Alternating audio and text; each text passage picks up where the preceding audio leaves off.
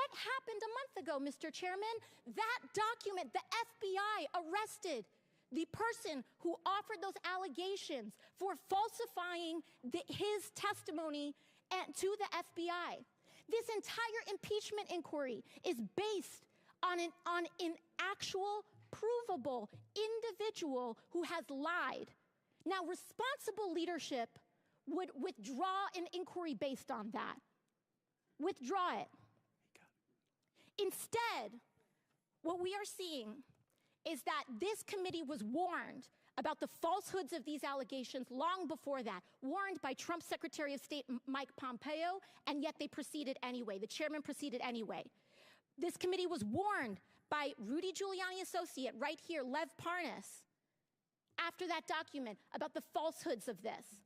Then held hearings where your own expert witnesses said that there was no grounds for impeachment, and you proceeded anyway. And finally, as if none of this was enough, the FBI arrested the individual who was the source of the entire, to quote the chairman, heart of the matter, to launch this impeachment inquiry, and proceeded anyway. At this point, the story is not the fact that the basis of this impeachment inquiry is wrong. The story is why it's proceeding anyway. Why is this committee proceeding based on false charges? And by the way, no charges. I have yet to hear in the chairman's opening the allegation that they are specifically charging the President of the United States with. I'm hearing about Biden family. I'm hearing about this and that. I am not hearing the specific allegation by this committee. What is it? It's not here, and that is the problem. The story is when this committee knew that they were working with falsified evidence. That's the story. And with that, I yield back. Gentlelady yields back. Chair now recognizes Ms. Mace from South Carolina for 5 minutes. Thank you, Mr. Chairman. On March 1st, 2024, Joe Biden stated he did not interact with Hunter or Jim Biden business associates. Mr. Chairman, I'd like to ask unanimous consent to enter into a record New York Post article. Biden insists he did not interact with his without objection to ordered. We're going to go fast here. I have strictly yes or no questions. On that note, the New York Post article, Joe Biden also said, read the record of every single witness. So I did. I first read Devin Archer's deposition, and he interacted with Joe Biden. Then I read the transcripts of Wab Walker, Eric Schwerin, George Burgess, Kevin Morris, Tony Bobulinski, and Jason Galanis. And every single one of them interacted with Joe Biden. And that's just the people we interviewed. Mr. Galanis, my first questions are for you. Did Hunter Biden call Joe Biden with Elaine Badarina on the line on May 4th, 2014, yes or no? Yes. In that call, did Hunter Biden state on this call with Joe Biden that everything is good and we're moving forward?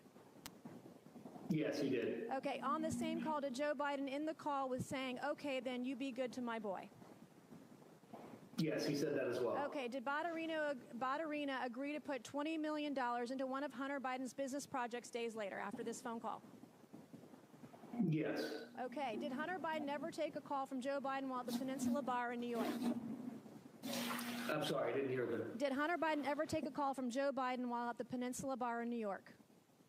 Yes, he did. During this call, did Hunter Biden update Joe Biden on progress in landing a business partnership with Harvest Fund Management? Yes. Okay. Was Harvest a $300 billion Chinese financial services company closely tied to the Chinese Communist Party? Yes, it was. Okay. Is Hunter Biden involved with Harvest? Hunter Biden is involved in Harvest in two ways: through BHR, which is a fund. Yes or no? Was Hunter Biden involved with Harvest? Yes or no? Yes. Okay. As part of the deal, extensive emails to that effect. As part of the deal, did Hunter Biden want the company to reserve a board seat for Joe Biden? Yes. Okay. Did Henry Zhao, a Chinese businessman, want assurances Joe Biden would join the board? Yes or no? Yes, he did. Okay. Did He's Hunter expressed Biden that in emails as well? Okay. Thank you. Did Hunter Biden draft an email stating, "Please also remind Henry Zhao of our conversation about a board seat for a certain relation of mine. Devin and I golfed with that relation earlier this week, and we discussed this very idea again. And as always, he remains very, very keen on the opportunity." Here is a photo of Joe Biden and Devin Archer and Hunter Biden golfing days before the alleged email draft. Do you believe a certain relation of mine refers to Joe Biden? I don't think there's any question. It was based on first-hand conversations with Devin Archer, who was in that picture and at that golf meeting. Did you ever meet with Devin Archer where Hunter took calls from his father? Yes. Okay. During one of these phone calls, did Hunter Biden tell Joe Biden that he and Henry Zhao needed help getting, quote, getting across the finish line? Yes, that's correct. Okay. Mr. Bobolinsky, do you recall receiving an email that floated the possibility of giving 10% ownership of Sinohawk to Joe Biden through Hunter Biden? Yes. Okay, my last questions are for both of you very quickly. Mr. Bobolinsky and Mr. Galanis, you both stated you were told not to use Joe Biden's name in communications, correct, Mr. Bobolinsky? Correct. Mr. Galanis? Yes. Okay. Did Joe Biden participate in phone conversations and meetings with Hunter Biden, his business associates, and foreign interests, yes or no? Mr. Bobolinsky? He clearly did. Okay, Mr. Galanis, yes or no? Yes. Okay. In Hunter Biden's deposition, he said he did not involve his father in his business. Did Hunter Biden lie under oath, yes or no? Mr. Bobolinsky? Yes. Mr. Galanis? If that's what he said, yes, I believe that's true. Is Joe Biden lying when he says he did not interact with Hunter Biden, Jim Biden, their business partners, or forward interests? Yes or no? Yes. Mr. Galanis? Yes. All right. In a debate on October 22nd, 2020, Joe Biden denied Hunter Biden made money from China. Then Hunter Biden and his business associates and foreign interests include money from Chinese businesses, business partners, and or interests. Yes or no? Mr. Bobolinsky? I'm sorry, did the Hunter Biden family make money from Chinese Correct. business interests? Yes. Mr. Galanis? Did Hunter Biden receive money from Chinese business interests? Yes or no? Yes, he was. Okay, thank yes, you. he had economic interests, and yes. All right. Joe Biden Yes, has repeatedly claimed that he was not involved in Hunter Biden, Jim Biden, or any other Biden family business deals. Today, our witnesses have proved otherwise. Today, we've established Joe Biden lied about interacting with Hunter Biden's business associates. It is my belief Joe Biden is the closer for Hunter Biden, Jim Biden, and their business associates and foreign interests. Good luck to the left proving otherwise. Thank you, and I yield back. Gentlelady yields back. Chair now recognizes Ms. Porter from California. The title of this hearing is Influence Peddling, Examining Joe Biden's Abuse of Public Office. Look, the impeachment inquiry is dead. If it was on life support, my colleague Ocasio-Cortez just killed it. There is no allegation of a specific crime. President Biden didn't do anything wrong. There's zero evidence of that. And still, both Democrats and Republicans and the media treat these hearings like the Super Bowl. But no one ever wins, and Americans always lose. So I've got a fresh direction for this hearing. All we have to do is cross off the part after the colon. There, just influence peddling.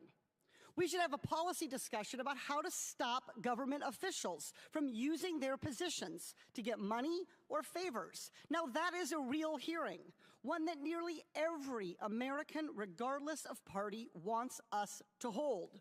We could start by talking about how senior executive branch officials can leave public service, wait just 1 year, and then legally become lobbyists for big corporations, scoring their new employers profitable government contracts and favorable regulations. They can even be paid by the big corporations during that short 1 year while they are waiting to become lobbyists as a down payment for their future ability to peddle influence. That's wrong. For the panel of witnesses, by show of hands, as Americans, would our witnesses support extending this 1 year waiting period to at least 2 years? No, I would. Okay, so there we go. Republicans, Democrats, even convicted criminals, everybody supports that we should do more to stop influence peddling. This is the kind of good government reform that Americans of all political stripes support. And I should know, in 2022, I passed that exact reform as an amendment to the National Defense Authorization Act with a bipartisan majority vote. What happened to that amendment? Why didn't it become law? The answer is simple. Nearly 500 former members of Congress work for lobbying firms. And too many people around here want to follow in their footsteps, and so don't want to make it harder for government officials to become lobbyists. Ultimately, Democratic leadership under then Speaker Nancy Pelosi let the amendment get stripped out of the final bill. When I offered up the amendment again during this Congress, Republican leadership under then Speaker Kevin McCarthy never even put the amendment up for a vote. Both parties have let us down on fighting influence peddling and tackling corruption. But I'm hopeful we can begin a new approach in this very committee. The American people should know that regardless of party, should know that an investigation was conducted into whether Joe Biden did anything wrong. We followed the evidence to where it led, a dead end. So this impeachment inquiry should end today. And where should we go from here?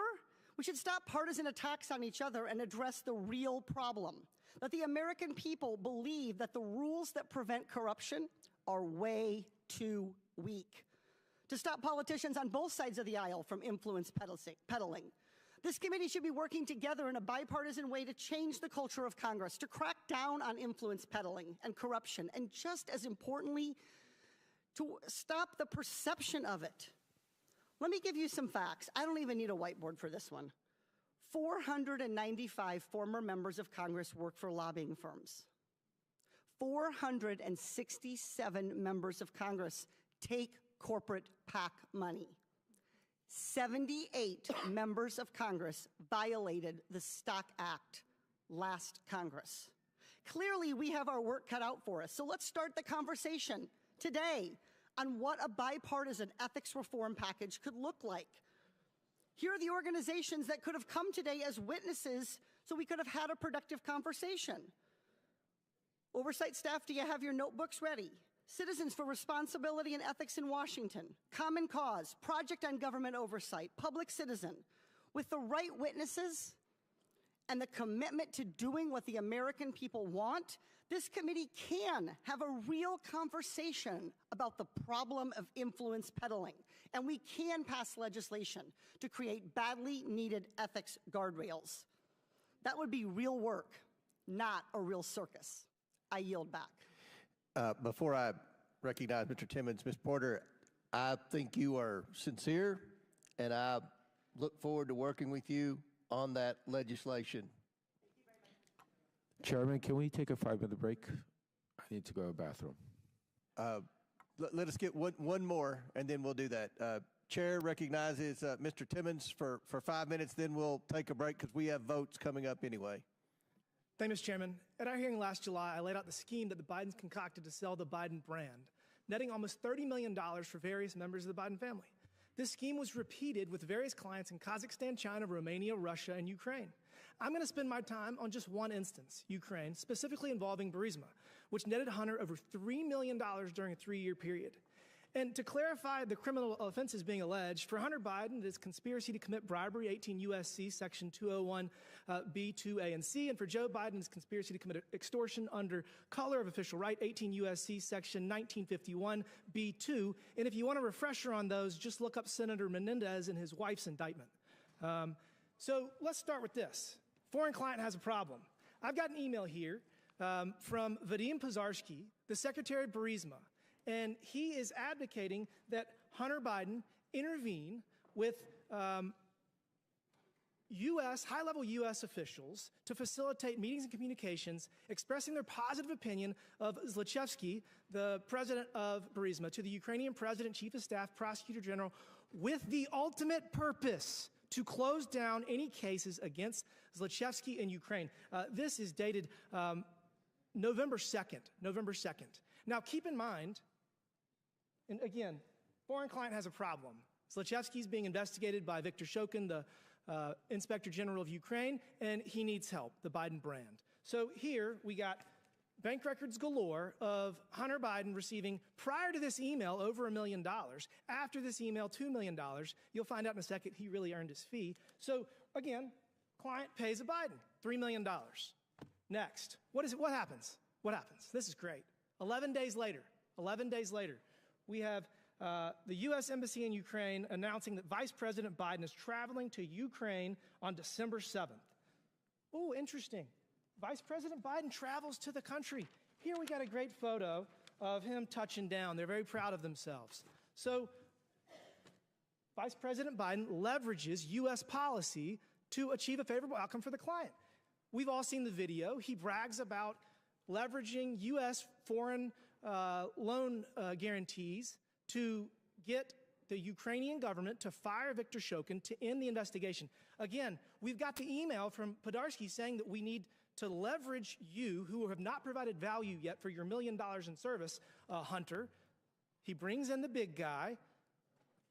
Biden leverages U.S. influence, withholds $1 billion in loan guarantee to fire Shokin. So if that's not enough, we got the victory lap here. We got an email just a few months later saying, whoa, we won in less than a year. You brought us in, so take a victory lap. So look, I mean, this is straightforward. This is straightforward. Pay to play. It is bribery.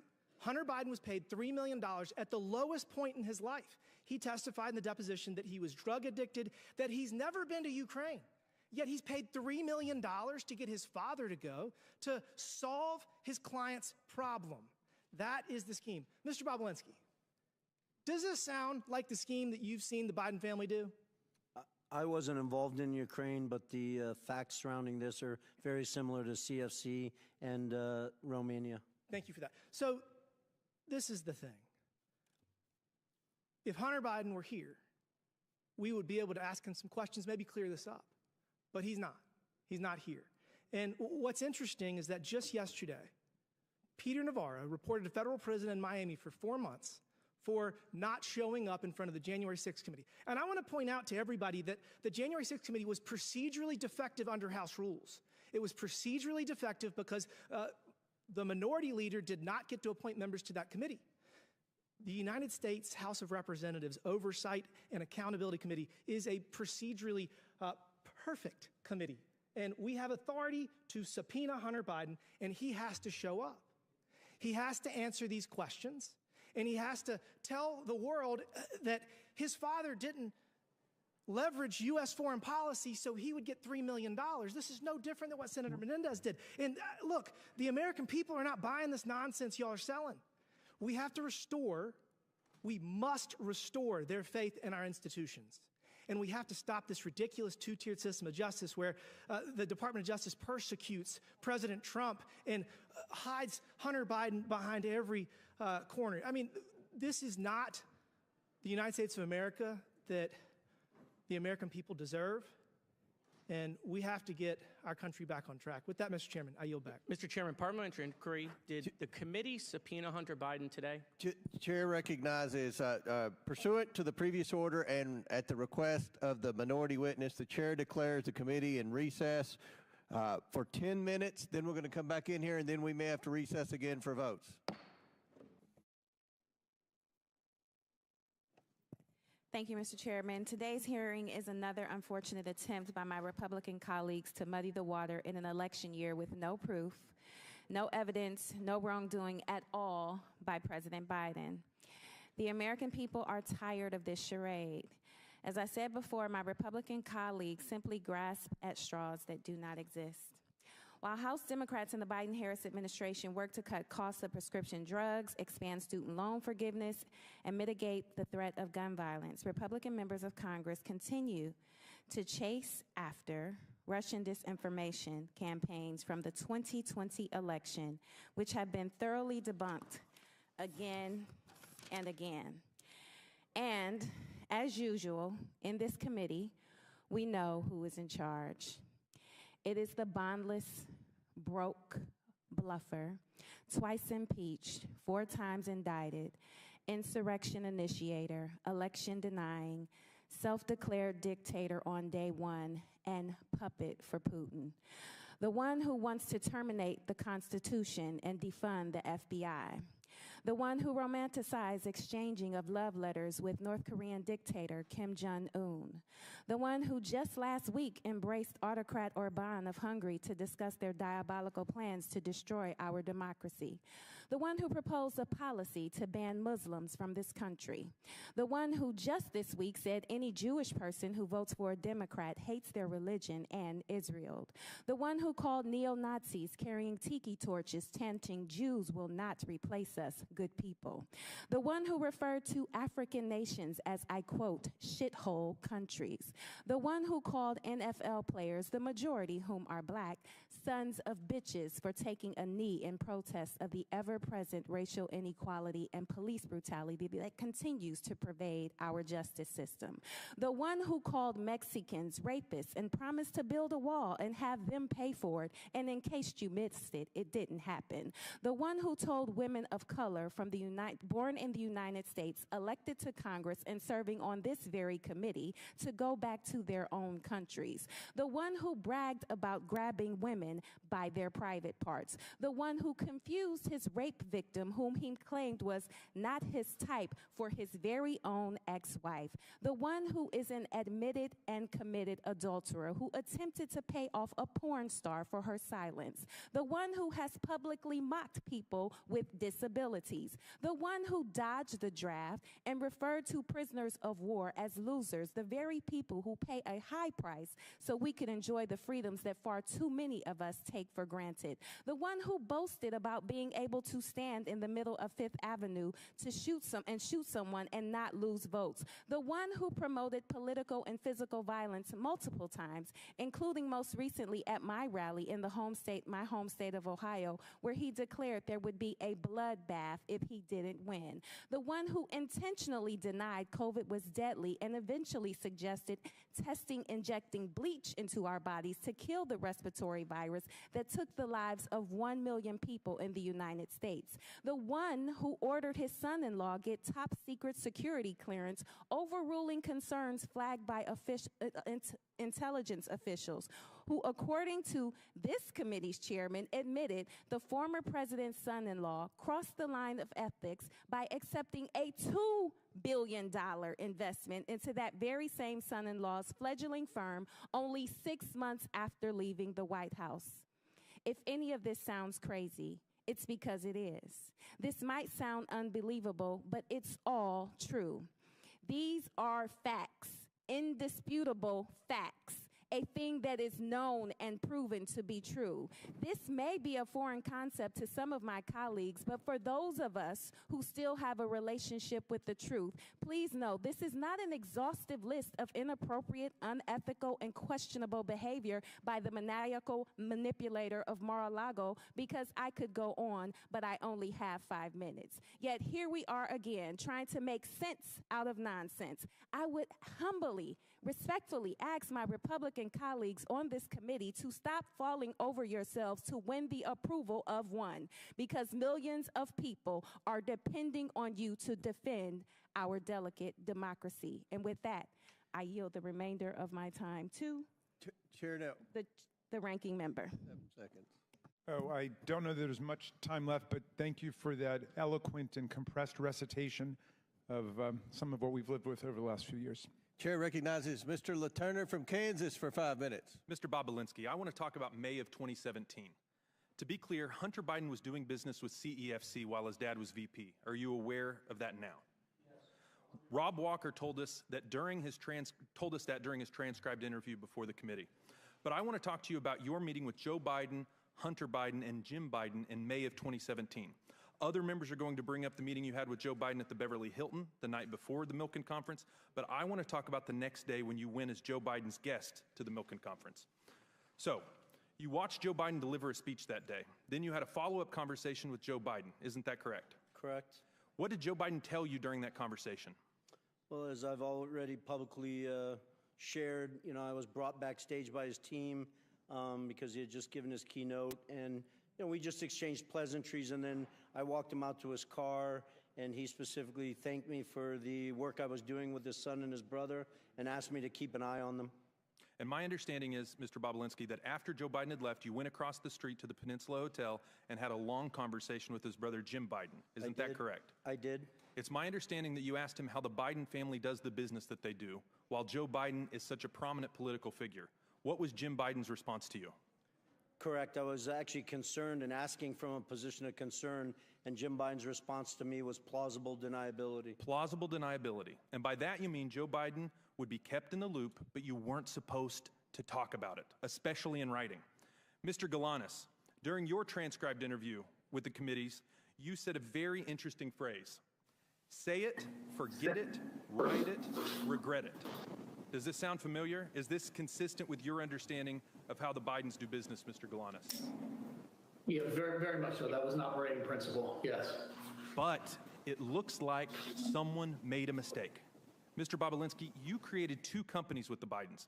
I want to show you an infamous email discussing the ownership structure of one of those companies, CEFC. You can see on the screen, 20% for H, 20% for Rob Walker, 20% for James Gilliar, 20% for Tony Bobulinski, 10% for Jim Biden, and 10% held by H for the, quote, big guy. Mr. Bobulinski, who is the big guy? The big guy is 100% Joe Biden. Mr. Bobulinski, Hunter Biden didn't respond saying, knock it off. We can't include Joe Biden, did he? No, and that's actually a critical point because remember... Mr. Bobulinski, did you ever get a text message or a group text message or anything like that saying, guys, knock it off, Joe Biden isn't involved in this deal?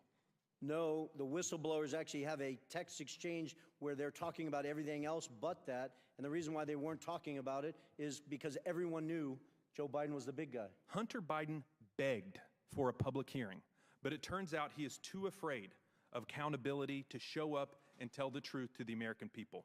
But Americans don't need Hunter's testimony to know they are being gaslit by this president. It's blatantly obvious to anyone paying attention that Joe Biden is the big guy. The CEFC deal broke the say it, forget it, write it, regret it rule of the Biden family businesses, and now they are trying to cover it up. Joe Biden said repeatedly that his family never made a dime from China. But Mr. Bobulinski just confirmed that Hunter, Jim, and the big guy himself all got a cut from the CEFC China energy deal. Let me be clear. The only service the Biden family ever provided was their ability to leverage the office of the Vice President of the United States to cash in overseas. My Democrat colleagues are going to try and tell you that Joe Biden wasn't on the final ownership structure agreement, but isn't it true? If someone was holding Joe Biden's stake in the company, it wouldn't appear in the document. Isn't that the whole point of this email, to hold Joe Biden's stake so his name wouldn't be in the document? Isn't this just plausible deniability in action, Mr. Bobulinski? It appears that way. But plausible deniability only gets you so far. Now, I want to fast forward from May to the end of July of 2017 when the Bidens cut you out of the deal. I want to show you a message that Hunter sent to his Chinese business partners. Please put it up on the screen. Hunter writes, quote, I am sitting here with my father and we would like to understand why the commitment made has not been fulfilled. So, when Hunter Biden is desperate for money, Jim Biden's old trick of plausible deniability doesn't cut it. And when desperate times call for desperate measures, Hunter Biden let the cat out of the bag, said the quiet part out loud, and gave the game away by calling on his father to help him shake down his Chinese business partners for the money. And it worked. Mr. Chairman, I yield back. Mr. Chairman, just point of inquiry. What was the last image we saw that you put up? Where did that come from? I just want to authenticate that. This is the Ways and Means Committee Exhibit 300. Must be the Irish whistleblower note. All right. Not an inquiry, though. Anyway, Chair recognizes Ms. Stansberry for the last question. All right, well, thank you, Mr. Chairman, and welcome to the GOP's day-long campaign for Donald Trump. I want to start with Mr. Galanis to help connect some dots that have not yet been connected in this hearing. Mr. Galanis, you are serving just under 16 years for, among other things, as was been said today, defrauding a tribal nation and specifically a tribal corporation held by the Ogallala Sioux, which is why you are testifying from a prison today. But I'd like to ask you, Mr. Galanis, have you had an attorney representing you before this committee that you retained last December? And that attorney's name is Mr. Mark Paoletta, correct? That's correct. And when you first testified before this committee in a taped interview, you were actually stopped by Mr. Paoletta from answering just a simple question about how you met him and who exactly was paying your legal fees. Now, I want to make sure that the American people understand exactly who Mr. Paoletta is, because he is, in fact, a former lawyer to Donald Trump who served in the administration in the Office of Management and Budget and was at the center of the Ukrainian pressure campaign for which Donald Trump was impeached. And in fact, Mr. Paoletta was Trump's chief OMB lawyer when he withheld aid to Ukraine to try to extort the Ukrainian government into investigating Joe Biden to support Donald Trump's campaign. And Mr. Paoletta literally wrote the memo to help withhold those funds. Now, I want to dig in a little bit on this pressure campaign, and Mr. Lev Parnas is here to discuss as an eyewitness who was there. Mr. Parnas, we appreciate you being here, and I want to move through this quickly, so just ask for simple yes and no answers. You've testified here today that Donald Trump repeatedly asked you, and through Rudy Giuliani, to put pressure on the Ukrainian government to dig up dirt on Joe Biden to support Trump's campaign, correct? 100% yes. And as we can see here in this picture, you were very much a business associate of Rudy Giuliani during this time. And as established in your testimony, you traveled to and met with Ukrainian officials and told them that the White House would withhold its support and aid to Ukraine if it did not cooperate with this bribery, essentially. That's correct. And as we all know, Donald Trump's administration, and specifically the Office of Management and Budget, did withhold that foreign aid in 2019. And here's the guy who did it. And he's representing the witness who's literally on Zoom with us for this committee today. And it's the reason why Donald Trump was impeached the first time. And the man at the center of that scheme is involved in the House GOP's inquiry. But I also want to point out that Mr. Paoletta is also involved in and very much in bed with the Thomases. In fact, he represented Miss Ginny Thomas, Clarence Thomas's wife, in her involvement in the Stop the Steal before the January 6th committee, and actually also goes on vacation with Mr. Harlan Crow and the Thomases. So this man has quite an interesting roster and participation in this hearing. But the bigger picture here is that Mr. Paoletta's presence is yet another indication of the way in which this hearing and this impeachment inquiry is part of Donald Trump's larger misinformation campaign, just like it was in 2020, where in addition to pressuring and withholding aid to Ukraine, Rudy Giuliani and the Trump Organization, as Mr. Parnas has established, planted the story in the media.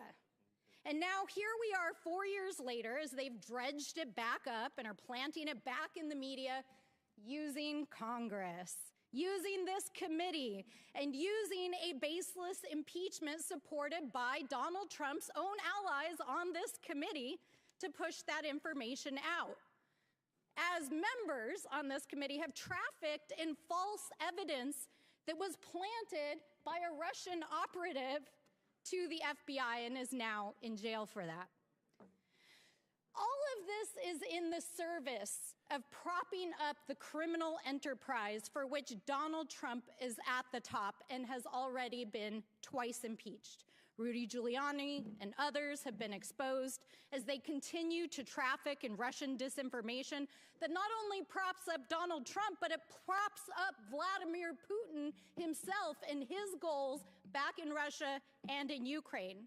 So I just want to point out here that once again, as I said when we had a false impeachment hearing a few months ago, that once again we see the time's expired, gentlelady's time's expired, little hands of Donald Trump all over this hearing. And just want to state, you made a mistake and said that Mr. Parnas was a Republican witness. He is very much your witness, not a Republican witness. But I was a Republican for Donald Trump. Mr. Chairman, I did not believe I said that, so we can... Pursuant to the previous order, the chair declares the committee in recess due to votes. Subject to the call of the chair, we will reconvene 10 minutes after the 3 votes.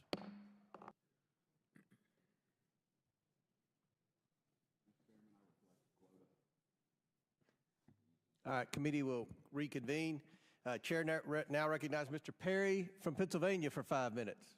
Well, thank you, Mr. Chairman. Mr. Galanis, I'm going to turn my questions to you. I hope I can see you on the screen here shortly. Are you there, Mr. Galanis? There you are. Okay.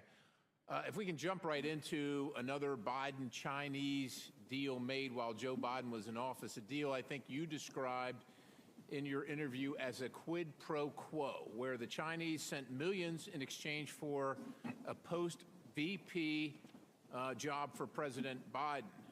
Can you tell us what was Burnham? Yeah, so Burnham was an 85-year-old financial services company based in New York that owned an asset management firm and a securities dealer.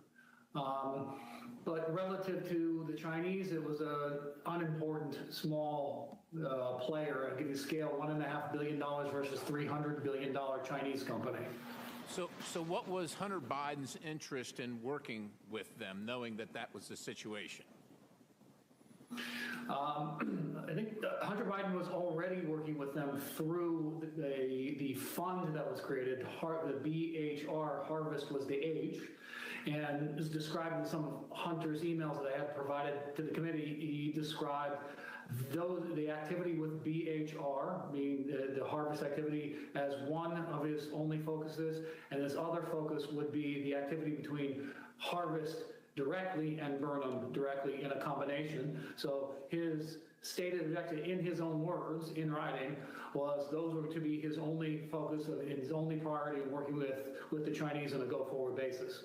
Did you also say that he said the interest in working with Burnham was to make billions instead of millions? Is that right?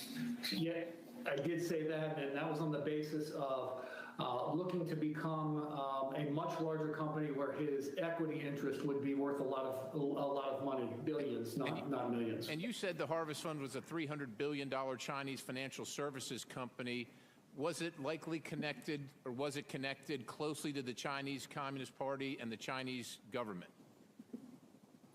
That's my understanding. Okay. And who was Henry Zhao?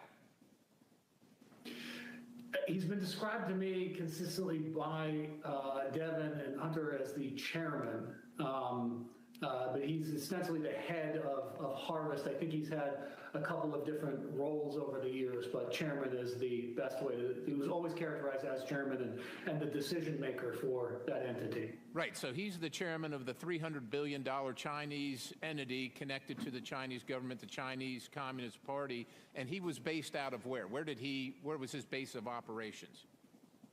In Beijing, China, PRC. And like you said, you heard him referred to occasionally as Chairman Zhao, right? Most of the time it was Chairman Zhao out of a sort of a respect for the chairman, yes. Okay, so now there came to a point where Hunter wanted to bring Henry Zhao, the chairman of Harvest, and their billions of dollars from China into business with Burnham. Is that right? That's correct. That's correct, Congressman. And why would he do that?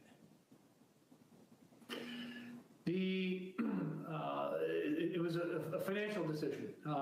Chinese offered money, and he offered political access. Okay. It was in exchange. Fair enough. It's pretty obvious what Harvest brings, right? $300 billion. But why would Harvest be interested in Burnham versus other financial institutions? I'm sure there are other ones out there, and like you said, it was fairly small. Harvest is $300 billion. Why would they care about this small Burnham? What was the interest for them? I mean, the self-evident answer is the political access, and then sort of underscoring that is there are at least 2 emails produced that talk about exactly that, the influence or what Henry Zhao Hunter had characterized as Henry Zhao's interest in the access vehicle. So that was sort of explicit and in writing.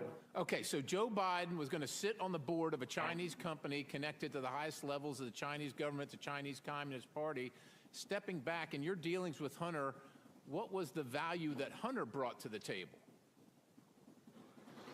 It was the access to the inducement to induce companies like this Harvest Group to participate in Burnham. So it was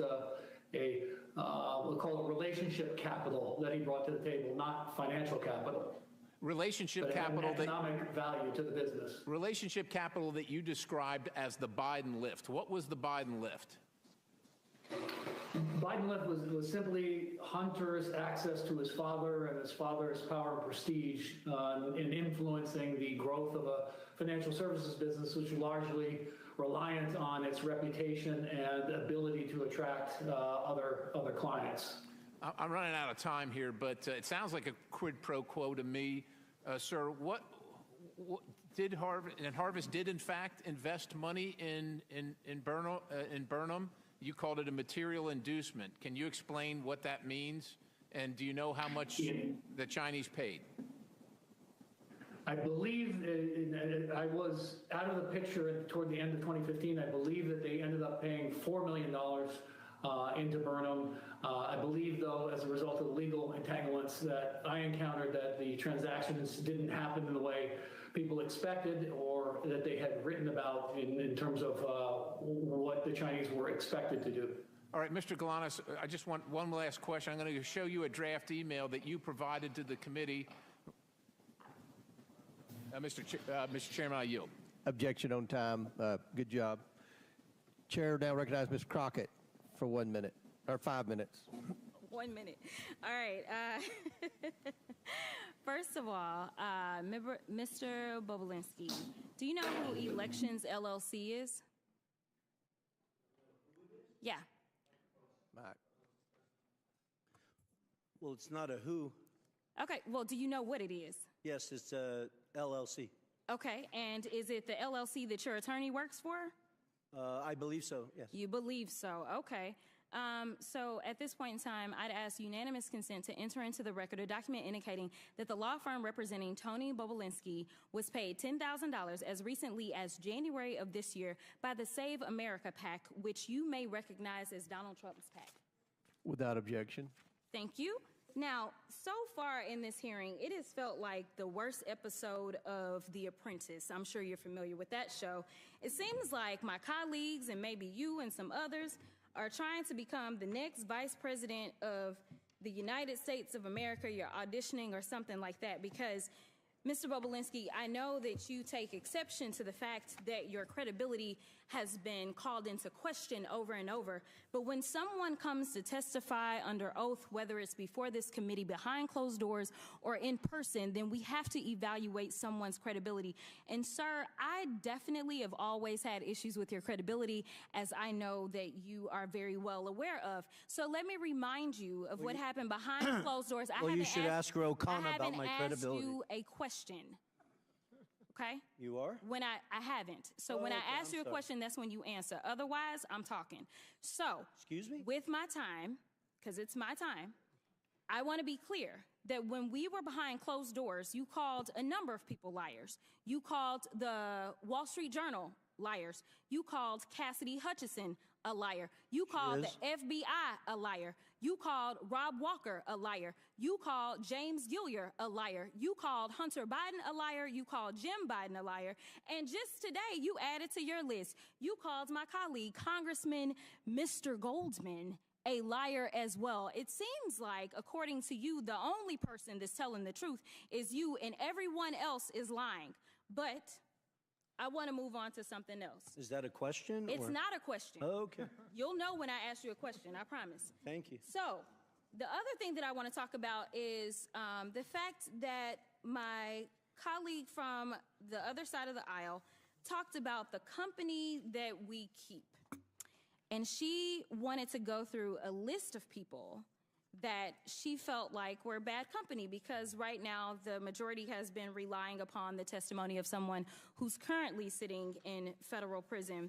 And we know that your company is the company of somebody who's been found liable of fraud, as well as defamation, as well as sexual assault, and for whatever reason can't pay his bills at this point in time. But I'm going to ask Mr. Parnas, so this is a question to him. Are you aware if Trump had any associates that have been found guilty of anything? Yes, lots of them. Lots of them. Me included. You included. Okay, so when you were called here to testify, you weren't called here to testify for any other reason than to tell the truth. Is that correct? Yes, Congresswoman. Now, we started this whole sham off because of the 1023, and that was debunked by you, was it not?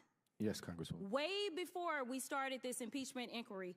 And you mentioned a number of times this guy by the name of Rudy Giuliani. Yes. Now, you know, everybody is so stressed about the fact that Hunter ain't here today. But, you know, Hunter came and testified behind closed doors for over 6 hours.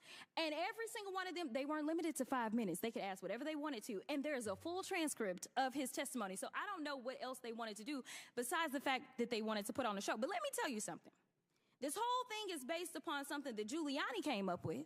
Yes. And we tried to subpoena him that's what I remember, if anybody else remember. We asked, we said, hey, we should subpoena Giuliani.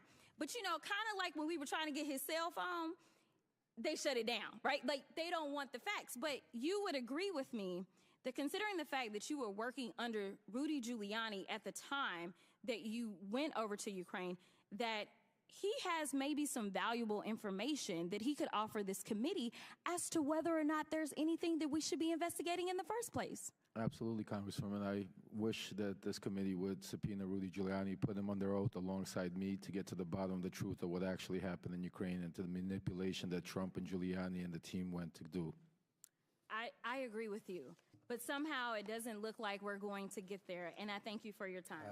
With that, I'll yield. Time's expired. Chair now recognizes Mr. Biggs from Arizona. Thank you, Mr. Chairman. Mr. Galanis, on May 9th, 2014, you received an email from Devin Archer confirming, or you wrote an email confirming that Ms. Badarina was investing with Burnham Investments, $15 to $20 million. Is that true? Yes, Congressman. And let's talk about the predicate for that. Ms. Badarina is the richest woman in Russia, and you knew her. And were you invited to a party that she attended? Yes, in Brooklyn, yes. Let's have the invitation up, please. And here's a copy of the invitation that you received. Is that right? Don't yet see it, Congressman. I did receive an email invitation, so yes. An email invitation. And did you go to that party? Yes, I did attend that party, yes. And was Hunter Biden at that party? Yes, he was. And we know that he was because we have a confirmation of his calendar, which is the next exhibit. It was noted on there, and he showed up there. And so all of that's true. It's all verified right there. And Yelena Baturina and her then husband Yuri, they were at the party, right? Correct. With Devin Archer as well? That's correct. And during that party, you guys, Hunter pulled you guys, the people we just named, pulled them away from where the party is, and you go to a separate little area where it's quieter because there were over 100 people at that party. Is that true? That's true, yes. And all of a sudden, Hunter says, okay, I'm going to make a phone call. He makes a phone call, does he not? He does. To whom? He called his father. Then Vice President Joe Biden, who was Vice President at the time. What was said on the call, please? Wait a second. Before you tell us, the reason you know it is because he put it on speakerphone, right? He did. After he said hello, and then he put it on speakerphone. So I was first party to hearing it. And please sum it up. I'm sorry, Congressman, I talked over you. Yeah, please sum up that phone call for us, Mr. Galanis. Okay, it was a relatively short call, but it was he indicated that our friends had come in from out of town. That then the exchange, as it testified, was related to they were going to proceed. Things were going to proceed. And he said, the vice president had said, "You look after my boy." And it was 5 days after that party that you received word from Devin that Ms. Baturina was in for $15 to $20 million with you guys, right? That's correct. Let's go to a different issue. Let's go to the harvest issue. And I'll just refresh everyone's recollection. When Devin Archer was there, because at that time he had to come in. He came on in, and we had this great conversation with him. I said, hey, did Hunter ever indicate to you that the Chinese anticipated that after his father was out of office, he might join their company with one of their companies as a paid advisor? Mr. Archer says, did he intimate that? I said, did he indicate that to you? Mr. Archer, I don't recall, but potentially. I don't recall, but potentially. And I said, you don't recall, but it's not new to you. The concept is not new to you. Is that what you're saying?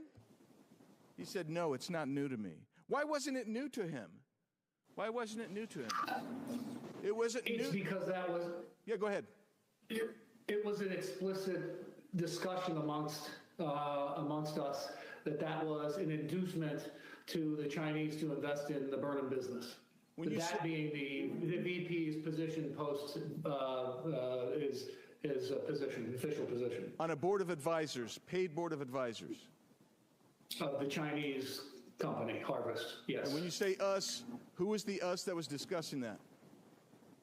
What I was referring to and just making that comment was Hunter, Devin, and myself. Let's go to something there else. Was a broader sort of circulation group about that, and that was reflected in an email from a staff member at Thornton Group who circulated the draft email that also reflected he had a similar conversation and drafted a letter based on that understanding. How long have you been incarcerated, Mr. Galanis? I've been incarcerated for 8 years, Congressman. And you offered to tell the Southern District of New York and SEC about Hunter Biden's company, Rosemont Seneca Bohai, and they rejected your offer, didn't they? On multiple occasions, that's correct. And why do you think they rejected that offer? Chairman, I think he's over. Time's expired, but please answer the question. Answer the question, Mr. Galanis. All I can tell you is what counsel said to me. Which was? Counsel had indicated to me that he had never seen a prosecution reject information, particularly paper-based information, that could have corroborated my verbal statements. Thank you. My time has expired. Thank you. Very good. Chair recognizes Ms. Bush for 5 minutes. Thank you, Mr. Chairman. St. Louis and I are here today once again to focus on the real issues that affect our communities instead of this partisan circus. Let me start by saying that influence peddling is absolutely a very serious issue, full stop. But we all know the truth. Donald Trump is the quintessential influence peddler in chief. Despite this, for well over a year now, House Republicans have spent dozens of hours of precious committee time hearing testimony from nearly 20 witnesses on their baseless and increasingly embarrassing attempts to link President Biden to actions of his family members and implicate him by association. Even after all this time and effort, they haven't been able to muster up any credible links between the president and his son's business dealings. All they have proven is that they will do whatever it takes, including using their razor-thin majority and chairmanships to waste the people's time. Let's let today's hearing be the final nail in the coffin of this sham impeachment investigation. I urge my Republican colleagues to admit that their quest to impeach the president has completely collapsed. They have fallen short, and with each passing deal, they are losing votes and credibility, even within their own conference. It's time for them to move on. But that's not likely to happen because my Republican colleagues don't care about responsible governance or making people's lives better. They don't have an affirmative agenda. They would rather distract us all with these unfounded accusations against the president. So it's no coincidence that under Republican leadership, 2023 marked the most unproductive year in modern history for Congress. Aside from a failed impeachment investigation, an unprecedented 3-week stint without a speaker, and bringing our country to the brink of a catastrophic government shutdown multiple times, Republicans have done absolutely nothing to demonstrate why they deserve to control any chamber of Congress, let alone the White House, for which their cult leader, a twice impeached, 4 times indicted former president, is running to gain influence and control again. They're just grasping at straws, and it'd be comical if it wasn't leading to real harm and real hurt in our communities. The people of our country are the ones paying the price for their failure to actually govern. Instead of wasting all of our time, our hours and hours going down fake rabbit holes and amplifying baseless conspiracies, we could focus on actual policy. We could focus on substance. We could focus on saving and improving the lives of our constituents, not misusing precious time and resources of this committee. What I'd rather focus on is the people who don't have the money and resources to buy influence, the millions of people in our districts who have been harmed by the ongoing refusal of the federal government to take full responsibility for the Manhattan Project waste and who are still getting sick from exposure to toxic radioactive waste their own government created. It still lingers in communities all across the country, like in St. Louis, Missouri, where proper cleanup still remains undone. I am ranking member on the Subcommittee on Economic Growth, Energy Policy, and Regulatory Affairs. I have repeatedly requested a hearing on Manhattan Project waste and its countless victims. I'm still waiting. We could focus on ending the crisis of gun violence in this country. Every day, 327 people are shot in the United States. Every year, 42,654 people die from gun violence. More children die from guns than anything else in this country. Why are we not acting to protect them? How are we not treating this like the public health emergency that it is? We could focus on improving the lives of incarcerated individuals and weaning ourselves off of the carceral state. A currently incarcerated individual is your star witness today. I applaud your inclusivity. And surely, if folks convicted of crimes can testify before Congress, they should be allowed to vote. Why not enfranchise them? What about reproductive rights and freedom? We have a public health crisis in this country where millions of people of reproductive age can't get the care that they need. People in St. Louis are being forced to give birth against their will. Republicans need to use abortion care just like the rest of us. Why not meaningfully address this issue? We need to focus on ending the atrocities in Gaza and Israel. Since January, malnutrition in children under 5 has nearly doubled. Global experts warn famine is imminent for 1.1 million people, half the population due to catastrophic food insecurity. Why are we not acting to reinstate UNRWA, prevent famine and the spread of disease, and ending the continued slaughter of Palestinians? We do not have infinite time and resources. I will stop there. Thank you, and I yield the balance of my time to Rep. Goldman. Thank you very much, Ms. 10 seconds. I want to just point to a photo here. Mr. Bobolinsky, you have testified that Cassidy Hutchinson's account that you met Mark Meadows, then Chief of Staff for Donald Trump, at a Trump rally in Georgia behind Secret Service cars. You were wearing Time's a mask. expired. Sir, you went over a minute late with Mr. Perry. If we could have a little extra time. If you, the Trump rally that you said Time's that she expired. was lying. Chair now recognizes Mr. Sessions for 5 minutes. Mr. Chairman, could we have some basic equity? If someone else wants to yield, she had 8 seconds to yield him, and he's got up here with a speech. He's already abused his privilege by making a motion that wasn't even a motion. Chair has ruled. The chair has ruled. The chair has ruled. What are you afraid of, Mr. Chairman? Recognize your. What are you afraid of? Why don't you let me ask the question? Chair recognizes the gentleman from. Oh, what purpose do you seek recognition, Mr. Biggs? Unanimous consent to introduce the documents into the record. Without objection. Thank you, Mr. Chairman. Here they are. One is the invitation that was mentioned. Another is Hunter Biden's calendar. Another is the email mentioned confirming that Yelena Baturina was going to invest $10 to $20 million with him. Another one is page 180 of the Galenis interview, page 56 of the transcribed interview of Hunter Biden, and also pages 41 and 42 of the Galenis interview. Without objection, so ordered into the Chairman, record. Now, Chair, what purpose do you seek recognition, Mr. Goldman? I have a UC motion, Mr. Chairman. Proceed. I would like to enter into the record the portion of the Devin Archer transcript where he says that Yelena Baturina never had any business dealings with Hunter Biden and that money went into their joint account was done by mistake. By mistake. Okay. Without objection. And Mr. Chairman, I have one UC request as well. Proceed. This is from Salon Magazine. It's embarrassing. Republicans worry they have 0 accomplishments to run on in elections. Without objection, so ordered. Chair now recognizes the gentleman from Texas, Mr. Sessions, for 5 minutes. Mr. Chairman, thank you very much. I'd first like to enter into the record 302s that were done with Mr. Bobolinsky, what's known as Exhibit 400A. Thank you very much. Mr. Bobolinsky, thank you for being here. Mr. Parnas, thank you for being here. And those of you who are appearing extraneously on our screen. Mr. Bobolinsky, tell me very quickly about the professionalism of the organization that you work for in terms of paychecks, getting paychecks, providing the IRS with documentation of people who were paid out of the organization. I'm not sure I'm following your question. Were you ever paid? I was not. So you were never paid by this organization? I was not. Did you ever receive any enumeration? When we were in the process of trying to shut down Sino-Hawk Holdings LLC and Oneida Holdings LLC, I was compensated.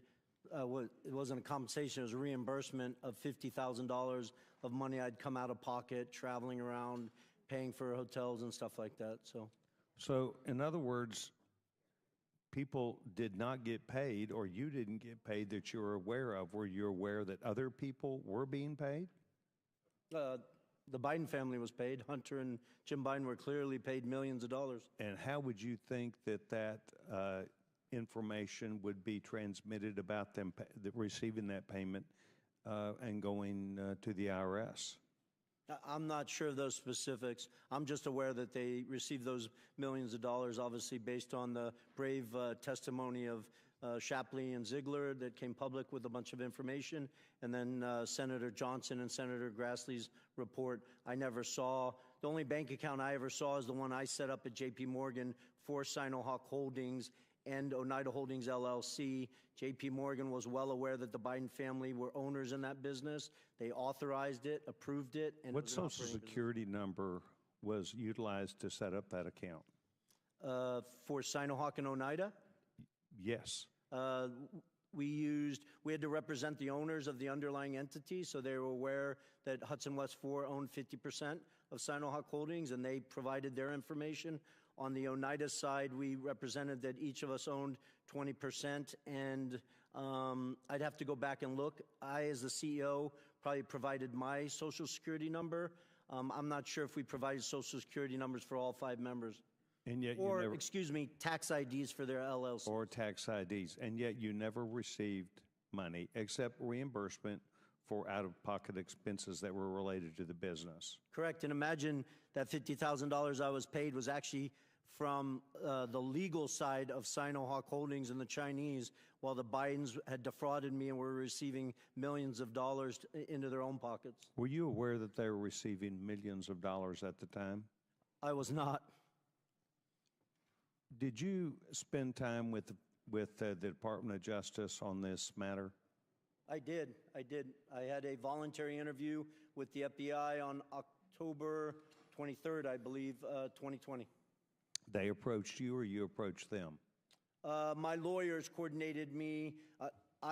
Which is obviously public knowledge, went to the second debate. I flew to D.C. with the intent of sitting in front of Senator Johnson, Senator Grassley, and their committee. And then my lawyers sought counsel, had discussions, and decided it was a better focus of my time to walk voluntarily into the FBI. So where did you do that? In Washington, D.C. Main Justice, Main FBI, or the field office? I believe it was the leading field office. They didn't want to do it in Main Justice for some their reasons. They decided. I would have gone wherever they asked me to go. Did they tell you at the time that you were providing information, that if you provided information that was not true and correct, that you could be held liable for that under criminal statute? Yes, of course. I appreciate you asking that question. I was operated as if I misrepresented, misstated, lied, that I was committing criminal offenses, which I take very seriously based on the fact that I was willing to die for this country. And to just correct Ms. Crockett's statement earlier, I didn't accuse the FBI of lying. I stated in my transcribed interview that the FBI made mistakes in their 302. My lawyers never saw that document after my interview until it was made public to the world. And then you attempted to correct that 302. I did. Is that the same 302 known as Exhibit 400A that I have entered in the record today? It is. Do you have any other dispute with that? And have you looked at it, and do you have any other dispute? Well, there's numerous mistakes in it. Okay, thank you very much. Do you have any reason to believe that all of these SAR reports that have come out of banks were all fraud? And gentleman's time's expired, but he asked a question about the SARS reports. No, I mean, just the number of SARS reports should give every American pause. The average American in this country will never receive a single SAR in their entire life. So for a family or an individual to have over what I've publicly seen 150 of them is just extraordinary. Okay. Thank you very, I want to thank all the witnesses that are here today, Mr. Chairman. Thank you very much. Gentleman's time's expired. Chair now recognizes Mr. Frost. Or who? I thought you said Frost. Oh, Mr. Kassar. Okay, Frost was next. Kassar. Thank you, Chairman. And if I could have my full 5 minutes, I'd appreciate that. Reset the clock for 5 minutes for Mr. Kassar. Thank you, Chairman. While we clearly disagree on the merits of this meritless investigation, I hope, Chairman, that we can at least come to an agreement on some basics. I believe that you and I can agree that presidents and White House officials should not be unduly influenced by foreign powers. So, Chairman, I'd be happy to yield to you briefly for a yes or no. Can we all agree that White House officials should not be bribed or unduly influenced by foreign actors? It's your time. You can ask. We have witnesses here. I would assume that you would agree. We have witnesses. If you want to ask the witnesses question, or you want to waste time with me, I'm not wasting time with you. I think that we've been disagreeing all day. I hope we can come to an agreement that White House officials should not be bribed or unduly influenced by foreign powers. I think you and I agree on this point. I see you nodding your head. I assume that that is a yes. I'm glad that we can work as an oversight committee on investigations, do the work we need to do, and make sure that no one in the White House has betrayed the public trust. We've spent countless hours talking about Hunter Biden, investigating every single person it seems like he's ever shaken hands with. We've not found a shred of evidence that connects it to the President of the United States or anyone with any say over U.S. policy. But someone who has worked in the White House did accept money from a foreign power. Donald Trump's son-in-law, Jared Kushner, received a staggering $2 billion from Saudi Arabia for his brand new private equity firm. And while Hunter Biden never had any say over U.S. policy, Mr. Kushner got this $2 billion 6 months after working in the White House as a senior advisor on Middle East policy. Mr. Kushner had no experience in private equity. In fact, he was so inexperienced that Saudi officials tried to block the transfer of the money until the Crown Prince overruled them. While working at the White House, Mr. Kushner pushed through a $110 billion weapons sale for Saudi Arabia. I'm finishing my point and then I'm happy to talk about it. He then defended the deal in the wake of the Saudi government's murder of journalist Jamal Khashoggi. And while this may all just be a coincidence, there's many questions. Like, was any of this money passed along to Trump? Was the Saudi money a thank you for a job well done in the White House? Was Jared given this money in exchange for anything else? Or did someone with no experience just have a lucky payday? These are questions we should have answers to. Would the gentleman yield for a second? That the Oversight Committee should look into. But we can just add another question. What was the role that Jared Kushner played in covering up the assassination and dismemberment of Jamal Khashoggi, ordered by the Royal Conference? Ranking member. And so I want to know, if Hunter Biden had accepted $2 billion from the Saudi government, I'm sure we'd be looking into that today. And Mr. Chairman, I believe we can agree that there should not be undue influence in the White House. And I believe we should be able to agree that we should look into these questions about Mr. Kushner. And in fact, Mr. Chairman, you were on CNN and said, quote, I've been very vocal that I think what Kushner did crossed the line of ethics. And then in our deposition of Hunter Biden the other day, when we were discussing Mr. Kushner, you said, Mr. Chairman, and I quote from the deposition, when we deal with influence peddling, we'll ask about Jared Kushner. Well, today's hearing is titled Influence Peddling. So we are here. So, Mr. Comer, I would love to hear from you. Can we fulfill our responsibility as an oversight committee and determine if Saudi Arabia bribed or unduly influenced Jared Kushner or other White House officials? Is that something we'd be willing to look into? We've already had a conversation with Ms. Porter. I'm going to answer one time. Ms. Porter and I have pledged to work on influence peddling legislation. We'll take up all the people who have been accused of influence peddling. We'll try to determine whether Jared Kushner has a real business. We haven't been able to find a real business that the Bidens have had yet. Now, just still your time, Mr. So could we expect to subpoena Mr. Kushner's correspondence with the Saudi government or his firm's financial records or financial transactions between Mr. Kushner and his father-in-law? Is that something that we would consider doing as part of that hearing you just discussed? What was the question? If we are serious about looking into foreign money, I saw recently a poster board here about $100,000 to a car dealership. Are we going to be serious about the $2 billion from the Saudi government to Mr. Kushner? My question is, would we be at least subpoenaing Jared's correspondence with the Saudi government and his firm's financial records? Can we commit to doing that? I think it's important to see if there were real legitimate businesses. And if there was influence let me ask you a question. What business was Hunter Biden in? We heard explicitly from Mr. Biden. We heard explicitly from Mr. Biden about his extensive business record and his experience on boards. We heard about that. Time's expired. Mr. Kushner, on the other hand. Chair now recognizes Mr. Fallon for 5 minutes. Mr. Chair, before I start my questions, I'd like to enter into the record, submit to the record an article from the Kyiv Post, and then a second article from the Kyiv Post entitled "Prosecutor General Shokin Resigns," and it's updated. If I get another without objection to order. Thank you, Mr. Chairman. I sat in on the entire 7+ hour deposition that Hunter Biden gave to this committee, and one of the things that stood out to me was his assertions with a rather braggadocious flair of his business experience and his acumen and his impeccable qualifications. He claimed with quite some vigor, I might add, that he was a brilliant, accomplished, and highly sought-after business commodity. He's very successful, and he had an unparalleled resume that he recited to us chapter and verse to prove it. That was at least the face his lawyers, this administration, and the House Democrats wanted him to wear. Of course, there's another possibility, one that this pesky little thing we call reality, that he was a spoiled, entitled East Coast patrician with a senator and then VP daddy who squandered his many life advantages and spiraled into a decadent behavioral pattern of narcissistic excess and criminal addiction. And to feed his very large carnal appetites, he acted as his family's bagman in an influence peddling and access selling scheme that netted the Biden tribe over $24 million in illicit foreign cash. Lots of money, little effort, in a get-rich-quick scheme. If he was such a skilled and gifted businessman as he claimed, his services would be sought after, in fact, even fought over. Mr. Boblinski, to your knowledge, how many Fortune 500 companies retained Hunter Biden on their board of directors? Now or in his... Ever. I can't confirm any. Yeah, because there aren't any. Zero. How many energy companies retained Hunter Biden? I'm sorry, how many American energy companies retained Hunter Biden on their boards of directors? Zero. Zero, nada, correct.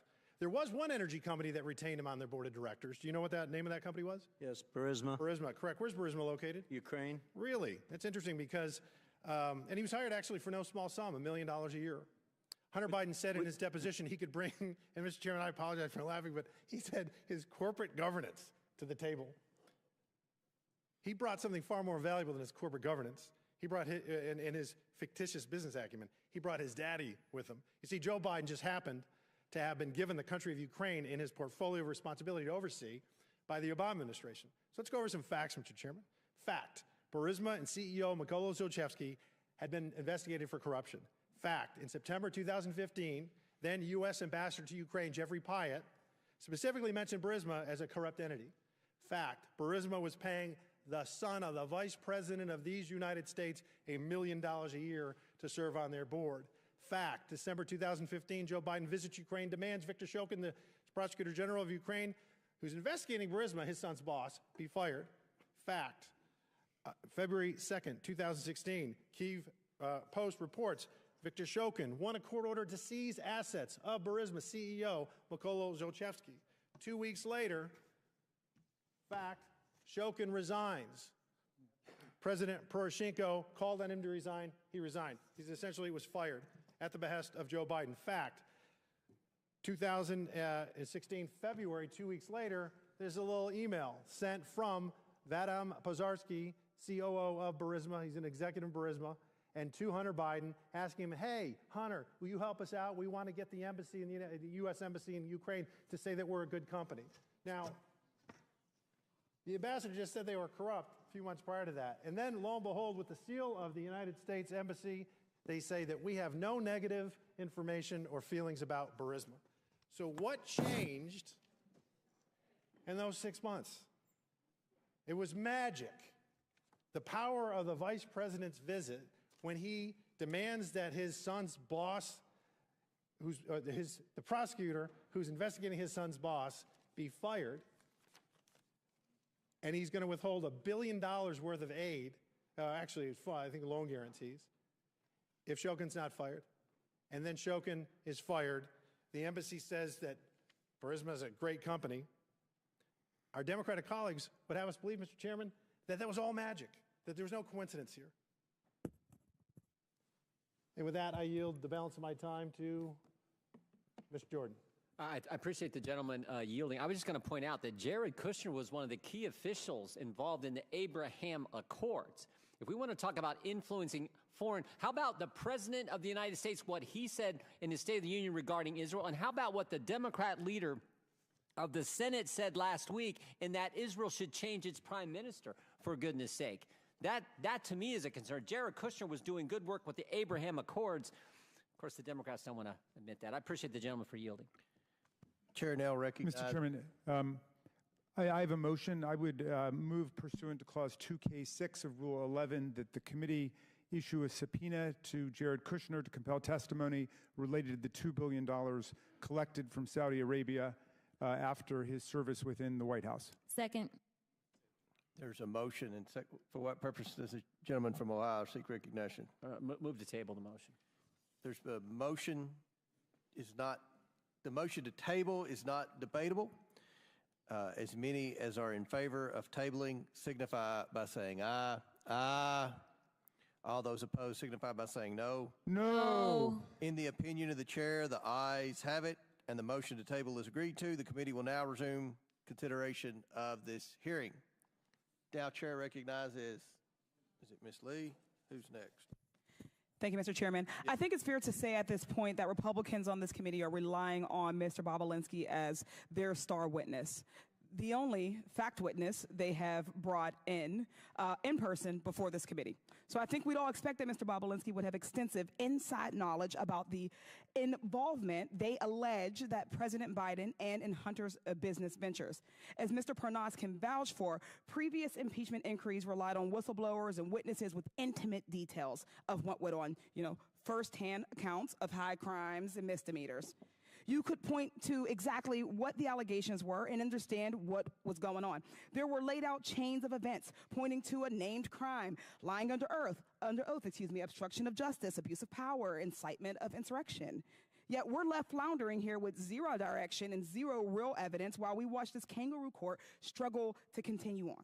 And today we have Mr. Bobulinski, whose biggest contribution is that he had, quote, multiple meetings with Joe Biden. But let's be clear. He spoke with Joe Biden a grand total of 2 times in the span of less than 24 hours in 2017, and each was short. One in public, in the bar of a hotel, and then for a few minutes backstage of the Milken Conference after Biden spoke about the efforts to fight cancer, which took the life of his son, Beau. I think we also need to clarify that while Mr. Bobulinski is all of a sudden today claiming that they talked business, but at no point did he mention this during his deposition under oath with this committee. At 2 different points when asked about what was said in these conversations, Mr. Bobulinski's account made clear that he had 0 substantive business discussions with Mr. Joe Biden. Mr. Bobulinski described those conversations twice during his transcribed interview, and both times he provided the same accounts. I'll read from the transcript of your interview, Mr. Bobulinski. You stated that you and Joe Biden discussed your, quote, family background in detail, as well as the Biden family's background and Joe Biden's, quote, appreciation for the military. Pages 48 through 52 and 268 to 271 of the transcript had these accounts. Based on your own account, you had 0 discussion of CEFC, the Chinese energy company. You had 0 discussion on shares of equity or capitalization of this failed business venture.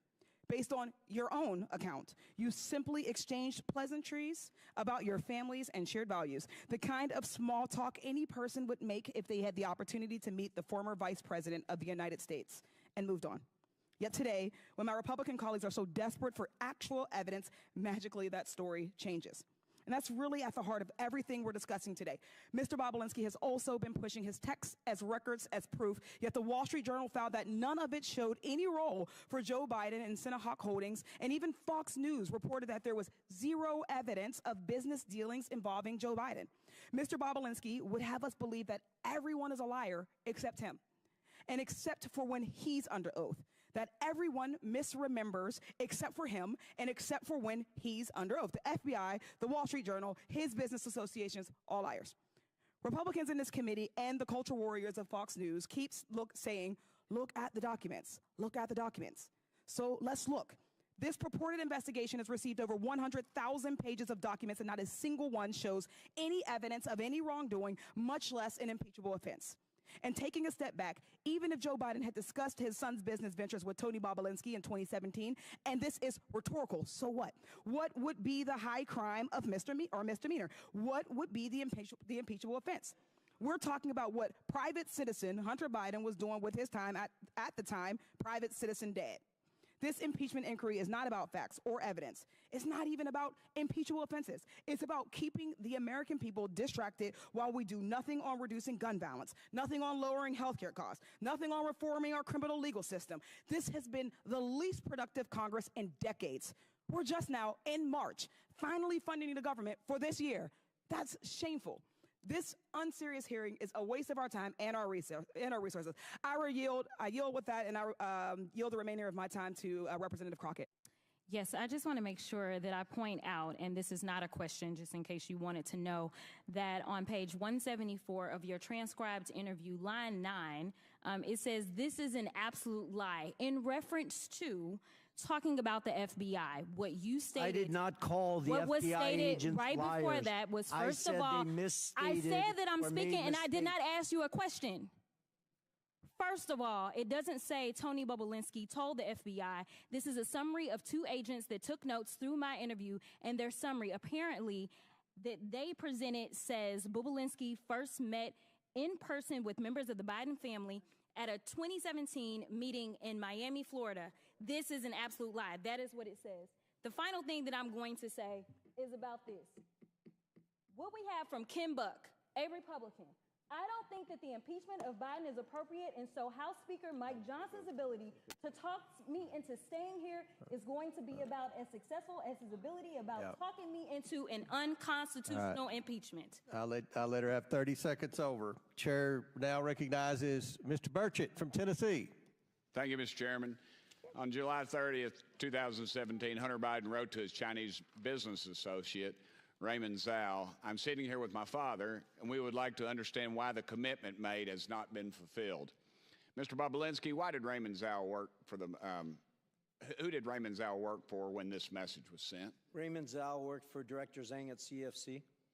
Is CEFC connected to the Chinese Communist Party? It is. Is CEFC a corrupt organization? It was. From your perspective, what had occurred with CEFC from the end of May to this July 30th text message? Well, it's tough to go through all these details in 20-second clips, but at the end of July, it's important to note Jim Biden was broke. Hunter Biden was broke. Published by the brave whistleblower Shapley and Ziegler. And Hunter made the conscious decision to basically defraud the partners of Sinohawk Holdings and Oneida because he needed money immediately. They've published pages of text messages where he's trying to get money into his bank account. And so that night, for whatever reason, on the 30th, when he asked why hasn't the commitment been fulfilled, the commitment he's talking about is actually the $10 million funding into Sinohawk Holdings, LLC. Really key point.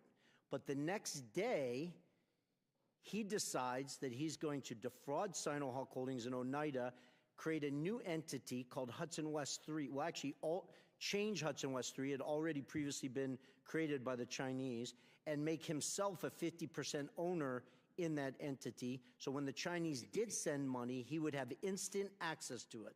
Really important, backed up with tens of pages of communications. He wanted to get access to the money the second it came in. And in Sinohawk Holdings and Oneida Holdings, he did not have that power. I just want to address one thing real quick.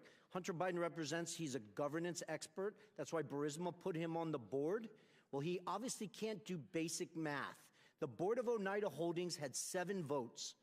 Each one of them, Hunter, Jim Biden, James Gillian, and Rob Walker, had a single vote. I had 3 votes. I have a master's degree in electrical and nuclear engineering. I think I can do math. I had 3, they had 4. They controlled Oneida Holdings. So Hunter Biden's representations that I was trying to take the business from them or I didn't know is all a sham and a misrepresentation. He wanted money in his account instantly, and that's why he shook down the Chinese, and they were willing to send him that $5 million because they viewed it as a bribe to the Biden family. They say it in their own communications. Are you aware or not that they pay taxes on any of that? I can only go from public testimony. I was not involved in their taxes. Okay. On July 31st, the next day, Hunter says he hopes Kevin should know that the plan to speak is highly confidential. And Raymond Zhao responded, CEFC is willing to cooperate with the family and the priorities to solve the problems mentioned last night. What family was Raymond Zhao talking about? Was it the family was the Biden family, and more importantly in that text is what is he talking about is the confidential matter. The confidential matter he's talking about were 4 sealed indictments in the SDNY where they were about to indict executives of CEFC that we now know. I didn't know that in July of 2017, but the SDNY knew. Charles McGonigal, who's now apparently going to serve 78 months in prison, ran counterintelligence for the FBI in New York City, where Chairman Yi was dropping $50 million of cash for penthouses in Manhattan. So who you should be asking all these questions are the Department of Justice, the SDNY, the FBI, because they have troves of evidence that back up what was going on in July 2017 and in August 2017. So I apologize, Congressman, to be so passionate and to take your time, but this is what I need you guys, or the focus has to be of your oversight committee. This involved the Chinese Communist Party. They were doing a transaction with Rosneft, which was a Russian-sanctioned U.S.-sanctioned company at the time, and the Biden family was right front and center in the middle of it. Thank you. I'll switch gears for a second. I wish Hunter Biden were here because I'd like to ask him about his taxes. I want to know if he paid his fair share, just like his dad's asked Americans to do. I want to know if he's current on his taxes, and if he isn't, I'd like to ask him when he plans to pay up. Mr. Bobulinski, you're a businessman. Did you pay your taxes? I did. Mr. Bobulinski actually pays his taxes, unlike the president's son, and yet Democrats on this committee act like Hunter is the believable one out of you two. Joe Biden has no right to lecture the American people about their taxes until he gets his own house in order. Thank you, Mr. Chairman. Very good. Chair now recognizes Mr. Moskowitz for 5 minutes. Mr. Chairman, thank you. By the way, how are you doing? Good? Okay. Mr. Bobulinski, over here, how are you doing? Good. So I just have a question. We've been at this for 15 months now in oversight. I know this is your first time here. But do you think Chairman Comer has proven that Joe Biden has committed a high crime and misdemeanor? I believe with all the evidence he's gathered, yes, he's proven that Joe Biden has committed high crimes and misdemeanors. Okay, and so I assume you believe Joe Biden should be impeached. Well, that's up to you guys. But do you believe he should be impeached? It's yes or no. You personally believe you. Under constitutional... No. You personally, do you believe he should be impeached? I do. Okay, and you believe that because you believe Chairman Comer has proven that he committed a high crime and misdemeanor? No, because I know that he committed high crimes and misdemeanors. Okay. I was involved and saw them happen. Right, but obviously, with all the evidence, you must believe that all of these hearings for 15 months, that the chairman has proven that, right? You re-ask the question? Sure. I'll sum it up. I assume you believe he should be impeached, but my point is that the chairman has not yet moved for that. And so, look, Chairman, we got like 3.5 minutes here. I mean, let's just do the impeachment. I mean, why continue to waste millions of dollars of the taxpayers' money if we're going to impeach because you believe you've shown he's committed a high crime and misdemeanor? what are you waiting on? Let's just do it. I mean, by the way, we got Chairman Jordan here also, the double chairman. Why aren't you guys calling for the vote in your committee? When is it going to happen? When can we tell the American people you're going to stop wasting their money and just call for the vote on impeachment? Gentlemen, yield? Sure. We don't do snap impeachments like you guys. We actually do the facts. We do oversight according to the Constitution. You're never going to call for it. You're never going to call for it. I mean, now you can predict. You can predict the future. How do you know? You guys only have 6 more months probably in power, right, until the election. So, are you going to do it in 2 months? Are you going to do it in 3 months? Like, tell the American people. Does the Constitution put a time limit on oversight? I didn't read that in the Constitution. So if you believe you can't call for the impeachment now, then what you're admitting is you haven't yet proven that he's committed a high crime and misdemeanor. You haven't proven it yet. Otherwise, you would call for it, I assume. We're doing our work. Okay, so they haven't proven it, right? They haven't proven he committed a high crime and misdemeanor. Otherwise, we would call for impeachment. So look, the chairman knows me well. I mean, I'm just here to help him, right? And so I just think we should do it today. Let's just call for it. I'll make the motion, Mr. Chairman. I want to help you out. You can second it, right? Like, make the motion to impeach President Biden. Go ahead. It's your turn. You second it. No, nothing. Okay, we got nothing. So I want to, with my last couple minutes, show the American people that they're never going to impeach Joe Biden. It's never going to happen because they don't have the evidence. Okay, this is a show. It's all fake. They just want to do these hearings. It's not leading to impeachment. They're lying to their base on Newsmax and Fox, leading these people to believe that they're going to eventually impeach the president. It's not going to happen at all, ever. Period. They don't even have the votes, even if they had it in committee. They don't have the votes on the floor. They know that. They got members resigning rather than taking a vote on the fake, faux impeachment. Just ask Ken Buck, who said the speaker ain't going to get me to take an unconstitutional impeachment vote. I mean, boy. I mean, so, look, I mean, if these hearings were a success, right, if what we've been doing for the last 15 months had convinced the American people that Joe Biden committed a high crime and misdemeanor, you can be damn sure they would have called the vote by now, right? But they want it to go on. They either want it to go on because they don't have the evidence. Are you asking me a question? No, I'm just looking at you. Oh, okay. But if you want to talk to me, we can talk. Well, no, I think you haven't read recent data that shows American people are well aware of the Biden's corruption. Perfect. So then ask the chairman why he hasn't called for impeachment, Tony. He's right here. Ask Comer. Hey, Comer, how come you haven't called for impeachment? I'll do it. Watch. Hi, I'm Tony. Hey, chairman, how come you haven't called for impeachment? When are we going to have the hearing? When is the vote going to happen? I mean, you believe it. He believes it. He says it every day on TV. I just don't know when we're going to have the vote. I mean, let's just go. Are you asking me to hold the vote? No, I just like looking at you. Yeah. We can save the taxpayers millions of dollars. So, I mean, look, I used all of my time to show that this vote is never going to happen because they have no evidence on Joe Biden. I yield back. Gentlemen's time's expired. Chair now recognizes Mr. Burleson from Missouri for 5 minutes.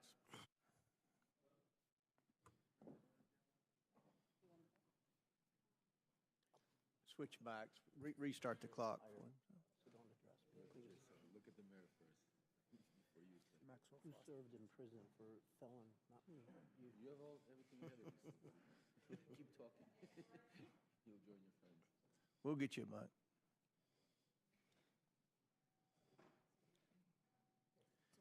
Do you want to go to that one? Okay. Apologies. All right, we good? Now we are. All right. I want to start with Galanis. Mr. Galanis, you've heard the expression, say it, forget it, write it, regret it. Have you heard that expression? Mr. Galanis? Yes, I'm here. Congressman? Have you heard the expression, say it, forget it, write it, regret it?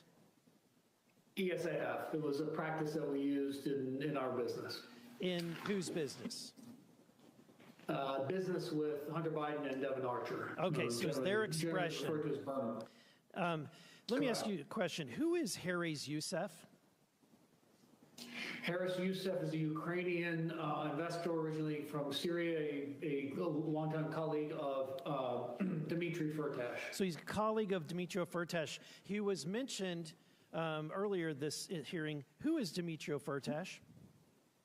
He's a Ukrainian oligarch very close to the Kremlin that made his fortune primarily in trading gas from Gazprom, the Russian state oil and gas company.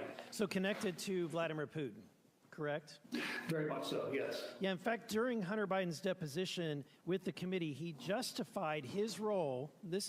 I think you'll find this comical. He justified his role on the Ukrainian Burisma board by saying, in essence, that it was his patriotic duty, that he was serving, freedom, because there were, this is his quote, there were two gas companies inside Ukraine at the time. One of them was a state-owned, which was highly corrupt and connected to people like Firtash, which was directly going into Vladimir Putin's pocket. The only independent company was Burisma, end quote.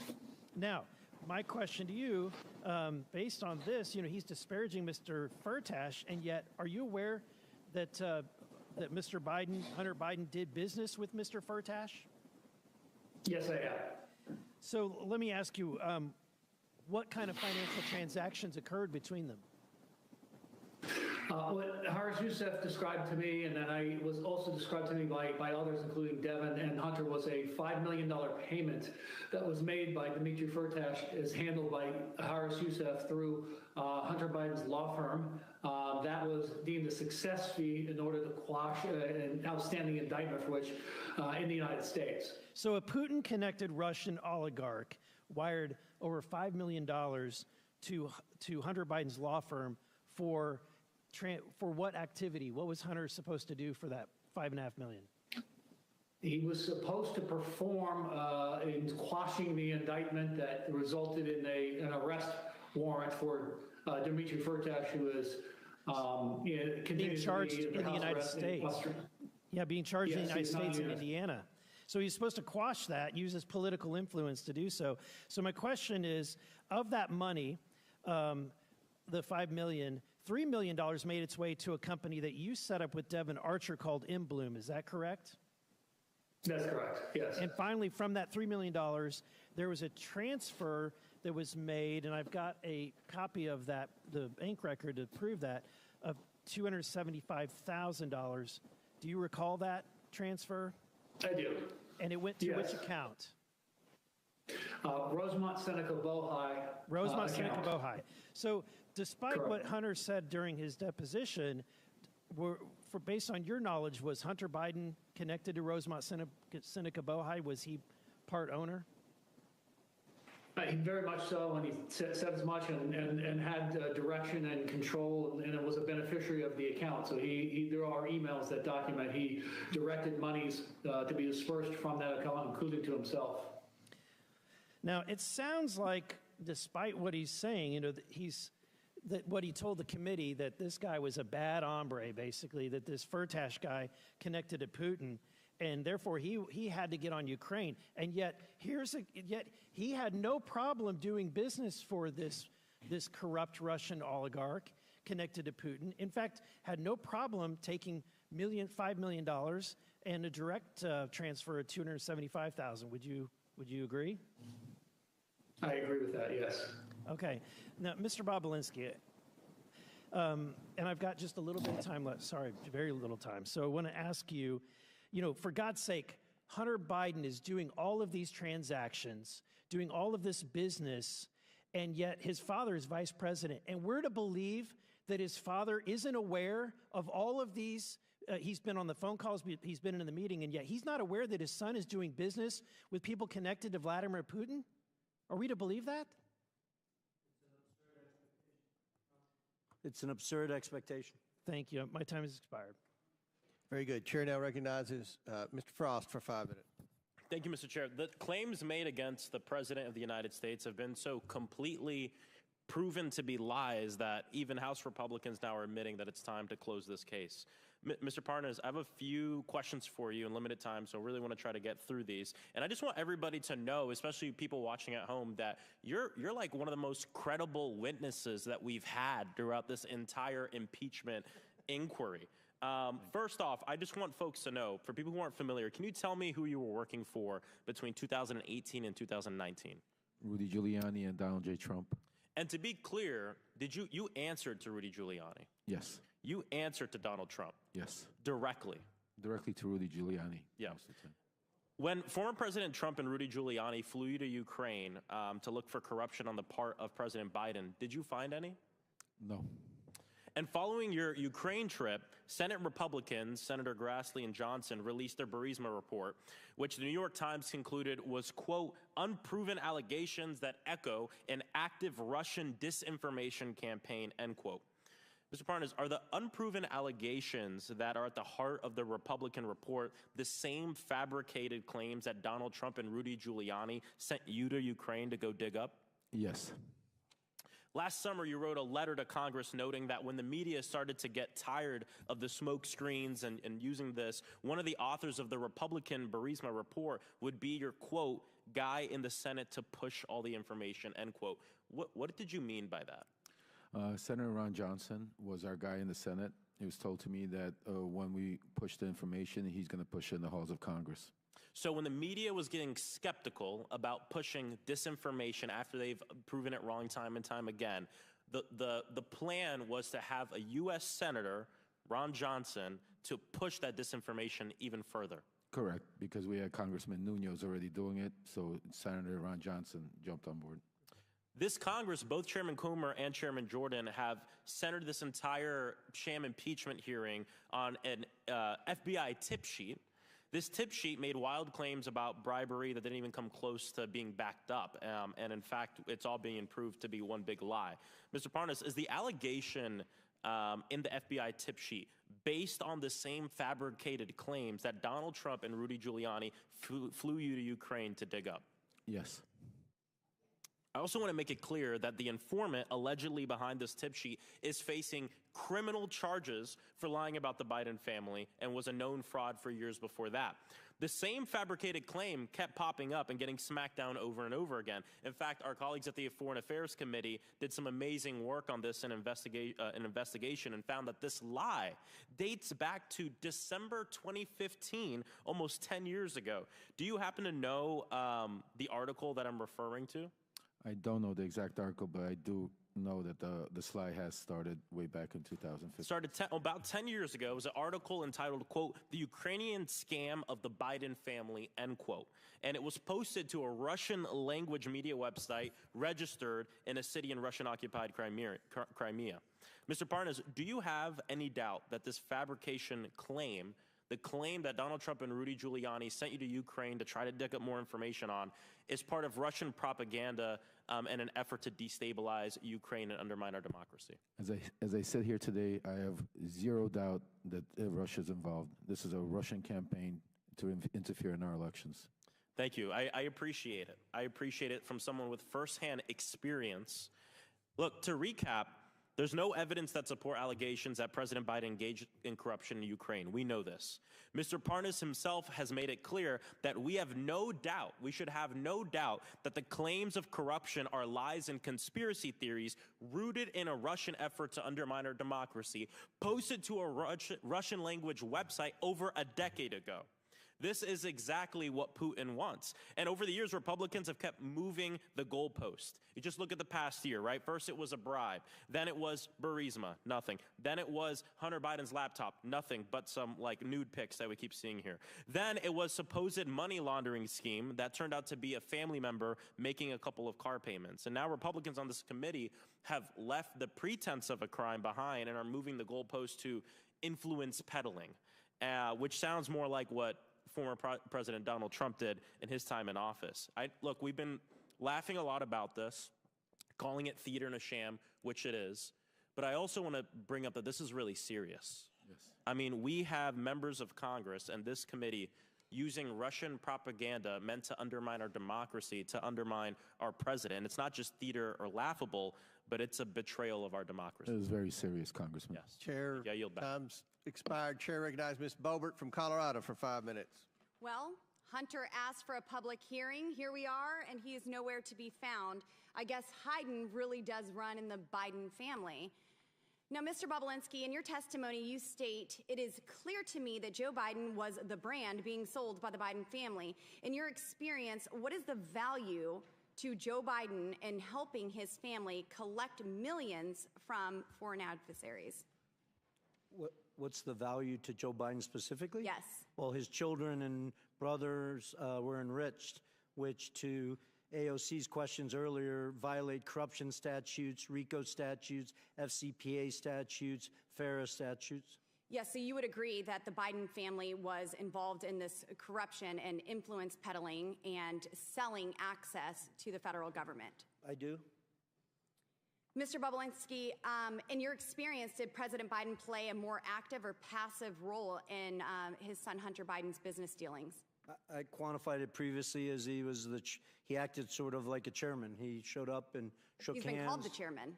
Yeah, he showed up, shook hands, and that's all the Chinese, Ukrainians, Romanians, Russians, whoever is need. It's not what the Canadians, the Australians, and Americans need, but in those parts of the world, that's what they need. Thank you. And now I'm going to switch over to Mr. Galanis. During his 2020 presidential campaign, then candidate for president Joe Biden said his son did not make any money from China. Did Joe Biden lie? Yes or no? Yes. Mr. Galanis, you are aware of the BHR fund that consisted of Bohai, a Chinese state-backed company, Harvest, a China company, and Rosemont, the Biden entity, correct? Yes, I am. And Mr. Galanis, you're aware that Hunter Biden formerly held 10% of that Chinese entity, and would it surprise you, if you were aware, that Hunter Biden held 10% of this entity well into his father's presidency? You know, I'm aware that it was founded as a business that he owned 50% of 20% or 10% directly from the outset, from early on in 2014. And would it surprise you, Kevin Morris, Hunter Biden's fake attorney, has testified that he now holds that interest? I don't have any knowledge about that, so not much of this would surprise me. Mr. Bobulinski, in your testimony, you stated the Chinese Communist Party, through CEFC, successfully sought to infiltrate and compromise the Obama-Biden White House during 2015 and continued through when Joe Biden left office. Would you agree that the CCP compromising the White House is a serious threat to our nation's national security? I do. Thank you. And now Joe Biden has leveraged his elected position to enable the Biden family, their business associates, and their companies to receive over $24 million from foreign nationals and their companies and their related companies. Biden is compromised and is a threat to our national security. After today, it's clear that Joe Biden is a bigger CCP asset than Fang Fang herself will. A threat to our national security. After today, it's clear that Joe Biden is a bigger CCP asset than Fang Fang herself. Will we ever come to the agreement that it is far time that Congress holds the resident of the White House accountable for selling out the American people? Unfortunately, my colleagues to my left have a highly coveted made in China product, a brand, if you will, and that is Joseph R. Biden. Mr. Chairman, I yield the remainder of my balance to my friend from Florida, Matt Gaetz. Mr. Parnas, how much time did you spend in prison? 4 months. 4 months. But you were indicted for crimes that could have resulted in you spending 50 years in prison, right? Right, they were false crimes. The judge saw through it. Well, you went to trial and you were convicted, right? I went to trial, correct. And the crime was that you were trying to acquire marijuana licenses, and you took money from a Russian oligarch, and you tried to use that money to go give political donations and do what you had to do to acquire marijuana licenses. Is that about right? That's what the crime was. That's what the indictment was. Yeah. Right. So it sounds like everyone here today, the only one working for a Russian oligarch was you. Right? I mean, yeah, it was. I just heard you. It's public information. Yeah, no, I just heard you wax poetic. I got paid $200,000. You know how much I got paid. You were really worried about our democracy, and you were here to warn us, but you were working for a Russian oligarch on wanting behalf to of get President marijuana Trump. licenses, but then you didn't even do it. The fraud you committed against the Russian oligarch was that instead you spent the money on yourself. So, like, was that what you were doing to fight against Russia's aggression? That's a lie. Just taking their money? Well, that's what you were convicted of. No, but instead of spending 50 years in prison, you got 4 months. As this hearing continues, I look forward to hearing what Mr. Galanis thinks about how he was treated by the DOJ for telling the truth, as opposed to how you're treated for lying. The DOJ didn't listen to the truth, because if they would listen to the question, truth, the question Mr. Gates had is for Mr. Hear the truth. You can't handle the truth, Matt Gates. Look, well, the truth for you is taking money from Russians to buy marijuana businesses and then go into jail and then coming here to lie about Trump. You should know better than anybody. Gentlemen's time has expired. Chair You now. should know better than anybody. Gentlemen's time's expired. Chair now recognizes Ms. Tlaib from Michigan. Thank you so much. It's so exhausting. This is really incredibly exhausting, and I can't imagine our residents sitting at home. I still, every time I look up and I see our former chairman, forever chairman, Elijah Cummings, our first ever hearing in this room was about the high cost of insulin. I think one of the first witnesses was a mother of twins who had to ration her insulin and lost a child because she couldn't afford it. I still remember our previous chairwoman who really did a phenomenal job continuing to talk about the opioid crisis and how the Sadler family was part of a criminal scheme to increase addiction among family members, people just literally losing their family members because of profit, because of folks that were literally drug dealers in suits. All of that to say is this House Oversight Committee, from our committee hearings on the Postal Service, which really matters to our constituents, the high cost of prescription drugs, the housing issues, the number of struggles and challenges of everyday Americans. And I say this sincerely. I know you all do, but sincerely, because what a waste of time. What a waste of time. Just even some of the colleagues of my folks here continue to say this is a waste of time. I mean, Representative Niels said, quote, I don't think we have the will to impeach Joe Biden. Just for the record, impeachment isn't something you have a will to do. It's something you have to have evidence to do. Which brings me to next, I mean, you know, you heard about Rep. Don Bacon, who said, when the staff tells you that they can't identify a particular crime, there's a problem. That's a problem. I mean, you can go on and on. One top Republicans admit that there's no conclusive evidence of impeachable offense that shows Biden acted improperly while in office to enrich his family members. I mean, it goes on and on. Former Oversight Chair Darrell Issa, who serves on Judiciary Committee now, said, I think he goes on and says, there's no clear sense of where the impeachment inquiry is going. It goes on and on. I mean, look, you all, this is an incredibly important committee. We could be doing some phenomenal things and holding currently the Biden administration a number of issues. Like, I want to know about the American Rescue dollars and where that money is being used. Is it being used towards public health? Is it being used towards the crisis that continues to happen in many of our families being impacted by long COVID symptoms? I mean, these are things that we could be doing right now in this chamber. We're not. We're doing this over and over again, and it's a waste of time. I literally, every time I talk to my constituents about this, they don't bring this up. They said, God, when is this going to be over with? I tell them, my colleagues do not know how to lead the campaigning at the steps of the Capitol. When we come in here, we have to literally put that aside and work for our constituents. Work on getting some sort of understanding where we can prioritize making sure that we have access to clean water. What is going on with the lead abatement program within the administration? Talking about the specific challenges that we continue to see in our healthcare system. All of that. Again, we can hold the Biden administration together, Mr. Chairman, on a number of issues we can see eye to eye on, and saying we need to use this committee to open it up, to be the watchdog committee that we are. Instead, we really sincerely are wasting the time of the American people doing this. This is awful. For them to see us going back and forth like this, it's so disenchanting for them. And you all wonder why the numbers out there of favorability towards Congress is so low. They really have no faith in us because of this. This is the kind of stuff we do. When literally my folks are literally fighting for the right to breathe clean air and to fight to sit there and figure out how they're going to afford asthma inhalers. Yet we're here wasting the people's time. Will the gentlelady yield? Yes, Mr. Chair, and I say this out of somebody that's a social worker at heart. We could do so many things in bipartisan in this committee. I know it. And I think we're right now really missing out an opportunity to do that. We really are. Ms. Tlaib, I yield to Mr. Well, it's for a question I just wanted to ask you, because you've had tremendous success in trying to clean up dirty water across America. We can actually get things done, right? Absolutely. And, you know, I know my colleague on the other side, we all have a crisis of the clean water crisis. We could literally bring in folks in the EPA, bring folks into this chamber right now and ask, where is the Biden administration on the development of their lead abatement initiative? These are the things that I think very much many of my mayors, my local electeds, many of the state folks are asking, what can we do as members of Congress to basically have more transparency in where the priorities are? But again, I really say this sincerely to all of you. We can do better. We deserve to do better. I remember Chairman Cummings constantly reminding us that we can be better.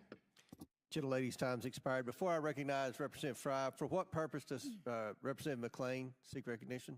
I'd like to enter something in the record. My friends on the other side of the aisle are desperately trying to deflect from the Biden family peddling scheme by attacking President Trump and his family. Her 5 minutes? I would like to enter into the record an article. Actually, Jared Kushner and Hunter Biden are nothing alike, and here are the facts. Thank you. Without objection, so ordered. Chair now recognizes Representative Fry for 5 minutes. Thank you, Mr. Chairman. One of the inconsistencies that I have kind of seen is what is on a text message, Mr. Bobulinski, with Raymond Zhao, and what Hunter Biden testified to in his own deposition.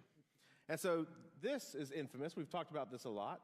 Z, please have the director call me, not James, not you or Jim. Have him call me tonight. I am sitting here with my father. We've talked about this a lot. We've kind of got ad nauseum to it. And in response, Raymond Zhao says, copy, I will call you on WhatsApp. So in Hunter Biden's testimony on page 105, he states that the Zhao that he sent this to was not the Zhao that was connected to CEFC. What do you say about that, Mr. Bobulinski?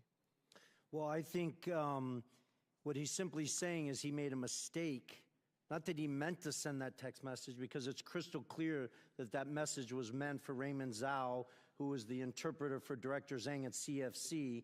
But I think he tried to obfuscate in his testimony that technically maybe he made a mistake and texted it to the wrong person.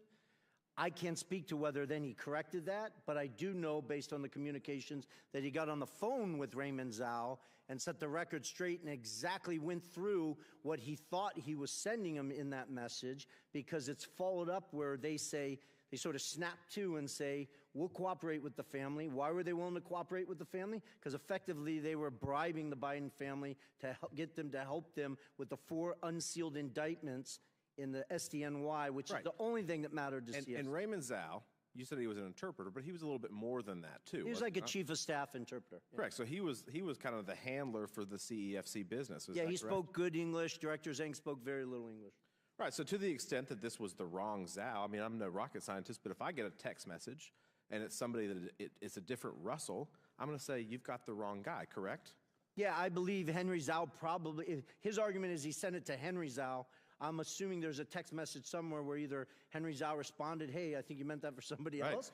Instead, we just see copy that. I'll call you on WhatsApp, right?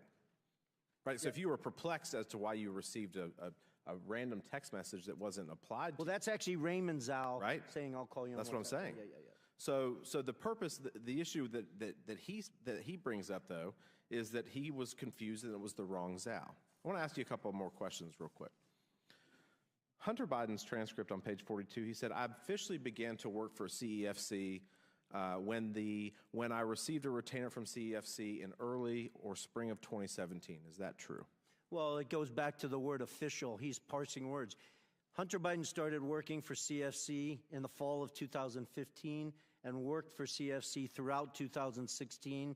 That was confirmed to me by him, by James Gilliar, by Rob Walker, numerous face-to-face conversations on it, right, numerous so meetings. So this is not true. On page 48 of his transcript, Hunter is asked, he's never interacted with any of your business associates. Is that correct? The he's referring to is Joe Biden. Is that true? That's a lie?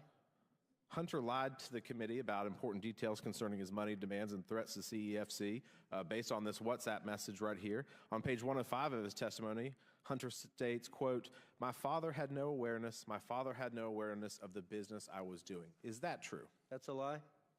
You also talked about how Jim Biden also lied extensively throughout his own testimony, and that Jim was selling plausible deniability for many years so that he could not tell the truth from a lie. On page 100 of Jim Biden's transcript, Jim is asked, do you recall having a meeting with Hunter Biden and Tony Bobulinski and Joe Biden? Jim's response was absolutely not.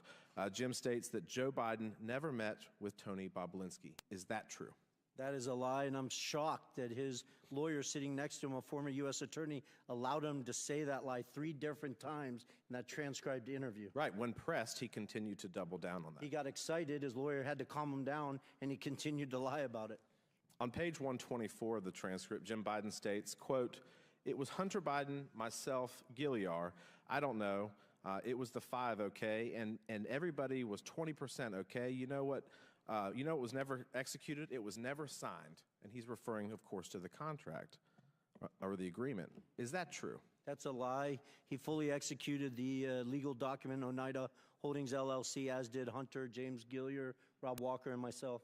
Thank you for your testimony today. Thank you. Yours has been the consistent testimony throughout this process, unlike the other people who have come before this committee. And with that, Mr. Chairman, I yield back. Very good. Chair now recognizes Ms. Presley from Massachusetts for 5 minutes. Thank you, Mr. Chairman. When Elijah Cummings was the chair of this committee, he often reminded us that our role was to be in an efficient and effective pursuit of the truth. So I'm going to try to do exactly that because this farce has gone 15 months, 10,000 documents, and 11,000 hours too long, and we've got a lot of ground to cover here. Mr. Parnas, thank you for being here. Last year, you wrote a long letter to Chairman Comer detailing your extensive role in the, quote, campaign orchestrated by Giuliani and Trump to dig up dirt on the Bidens and to spread misinformation about them through various networks, including government officials, journalists, and Fox News personnel, unquote. When that campaign failed to find dirt because, well, there was no dirt to be found, the former occupant of the White House demanded that Ukrainian political officials announce investigations into the Biden family in order to smear Joe Biden prior to the 2020 presidential election. Yes or no, Mr. Parnas, before Trump and Rudy Giuliani tasked you to try to find dirt on the Bidens in Ukraine, did you ever interact with Mr. Trump? Before they asked me, yes, I've had many interactions. Okay. And you wrote to the committee that in late 2018, you attended a holiday party at Trump's White House, as shown in this picture. Can you describe your interactions with Donald Trump during this party? Yes. We came to the event. It was a Hanukkah party.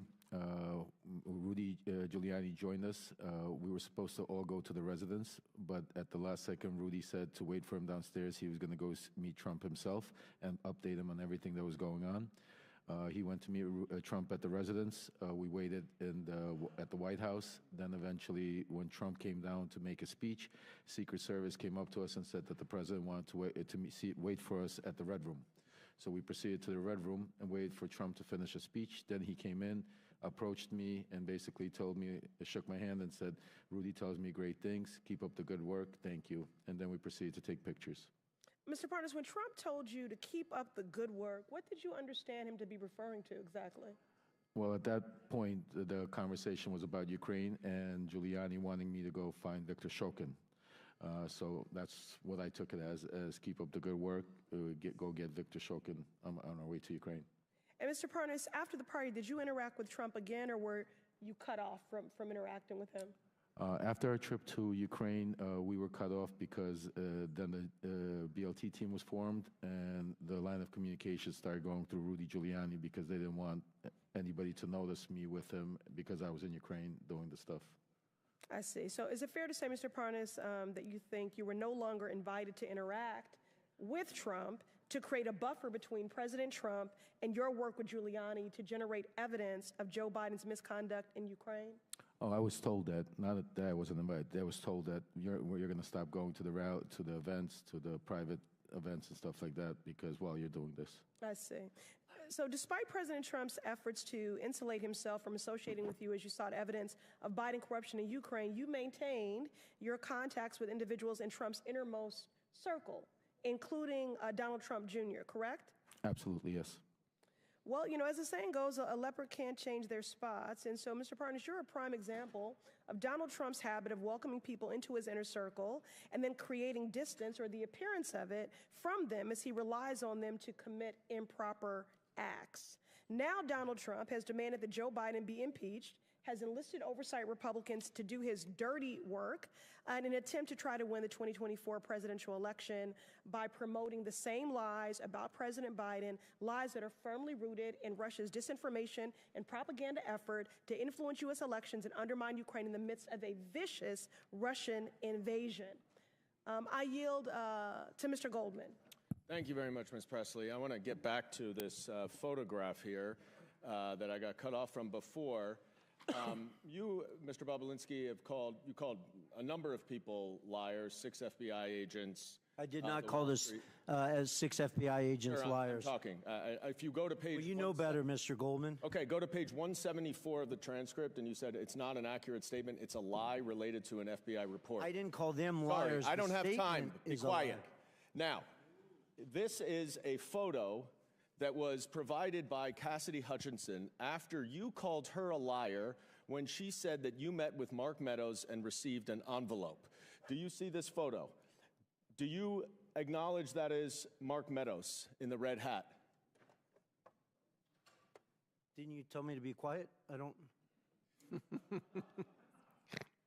I asked the question, do you acknowledge that that's Mark Meadows? I don't...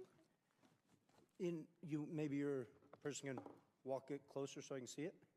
Mr. Chairman, would you indulge, just since he's not answering the question, you're 15 seconds over, but it may help. Well, let me just ask it very briefly. Is that you and Mr. Meadows buy Secret Service cars with you in a mask? Are you kidding, Mr. Goldman? I'm sitting 20 feet away from it. Go up to him, please. Go right up to him. And your time's expired. Okay. Maybe Mr. Swalwell will give you some time. Could he just answer the question? He can answer the question, right? So what I see in this picture is a Secret Service agent 5 feet from me with a full mask on, and a Secret Service agent sitting in a Cadillac Escalade with all the windows up with a full mask on. Is that so you're making it a big to deal? The person in the red hat? It's the back of his head. I don't. Is that you talking to the person in the red hat? Why don't you ask me this, Mr. Goldman? Did I meet Mr. Meadows at a Trump rally in Rome, Georgia? I did. I acknowledge that. Is it you? Mr. Goldman. I did. Mr. Goldman. But Cassidy Hutchinson is a liar. Cassidy Hutchinson's a liar because she said that he handed me an envelope. Mr. Meadows didn't give me a single thing. Now, Chair recognizes... Glad we have the clear story. Your time's expired. Maybe Mr. Swalwell will yield you some time. Chair now recognizes Mr. Langworthy from Buffalo for 5 minutes. Thank you very much, Mr. Chairman. Glad it's so quiet in here. On the first day of the Biden presidency, then Press Secretary Jen Psaki claimed that President Biden's objective and his commitment was to bring, quote, transparency and truth back to government, to share the truth even when it's hard to hear. That is obviously laughable, just about as laughable as when Hunter Biden claimed that he was trying to avoid wire fees when he had Rob Walker launder a $1 million payment from a Chinese company through 16 different bank wires to Hunter, Hallie, and Jim Biden's accounts. If you're trying to avoid wire fees, then why send 4 different wires over 3 months to the same account? It's a total joke. A glaring example of President Biden's failure to live up to his promise to bring transparency is his influence peddling in Ukraine, where he pressured the Ukrainian government to fire Prosecutor General Viktor Shokin, who was investigating the owner of Burisma. While Joe Biden was vice president in 2014, his son Hunter Biden was asked by Burisma's owners to join the board, a paid position. The committee has sought documents from the administration regarding Vice President Biden's influence peddling in the Ukraine. The administration, which claims transparency, has failed to produce these documents. I'll give you an example. On September of 2015, the United States was steadfast in its belief that the owner of Burisma was the face of corruption in Ukraine. The administration vowed to work with the prosecutor general to tackle corruption in the country. However, that all changed after a phone call from Hunter Biden and the owner of Burisma to Hunter's Washington, D.C. associates in 2015. A few days later, Vice President Biden delivered a speech to the Ukrainian legislature and privately pressured the Ukrainian president to fire the prosecutor general. The Oversight Committee has asked the White House for drafts of Vice President Biden's speech to the Ukrainian legislature from 2015. They have withheld those draft speeches for nearly 7 months. To this date, we have not been able to review them. We all want to know whether there were edits to the speech after Hunter called D.C. We all want to know whether the then Vice President, changed course to protect his son and his corrupt business associates. We all want to know whether the Biden family's business dealings affected American policy towards the Ukraine. The White House claims to be committed to bringing truth and transparency to government. It just seems like it's only interested when it's convenient for his administration. Now, Mr. Bobulinski, did Hunter ever tell you at any point the value of the Burisma income to him? I was not involved in Burisma. I don't recall him ever mentioning that to me. Okay, did he ever say it was his only income at that time? Oh, okay. Actually, I stand corrected. There's a text message. I never discussed it with him. I was in Monaco at the Grand Prix. He was in Monaco for the Burisma board meeting. He set up a meeting with me. He didn't show up at that meeting. Obviously, you can imagine I wasn't too happy. And he responded to a text me asking him what's going on. And in that text, he states he's on the back of Kola's yacht fighting for the only income he has, but it wasn't from Burisma, it was from the Kazakh deal that he's talking about. I never discussed that with him after that. That was a single exchange between him and I. No. Corruption and a lack of transparency from the Biden family have been common themes through the House Oversight Committee's investigation. And even when asking for simple drafts of then Vice President Biden's speech in the Ukraine, the White House has been anything but transparent. President Biden has done and will continue to do everything in his power to cover up the truth, especially when it's hard to hear. And I yield back, Mr. Chairman. The gentleman yields back. Mr. Bobulinski yields back to me for 1 minute. Is there anything that you want to respond to? No, you don't worry about Mr. Goldman. We don't pay any attention to Mr. Goldman either. But is there anything that anyone said up here that you want to take about 55 seconds to respond to?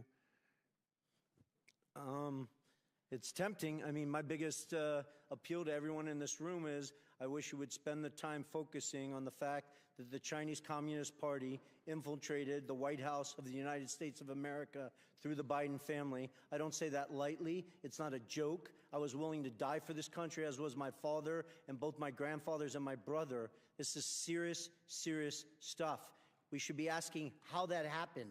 Take the Biden name and the Biden family completely out of it. How did the Chinese Communist Party infiltrate the White House of the United States of America? Let's start there, focus on those facts, what they did, how they did it, why they used money, why they used private enterprises instead of military stuff and other stuff. That is huge to our national security. So I appreciate you yielding that time to me, Mr. Chairman. Well, thank you, and I'll just say this. Mr. Tlaib and Ms. Presley criticized the investigation, but I think most Americans care about public corruption, and they realize the FBI hasn't done the job, that DOJ hasn't done their job, the IRS hasn't done their job. They've been told to stand down. All that's left is the House Oversight Committee, and we will do our job.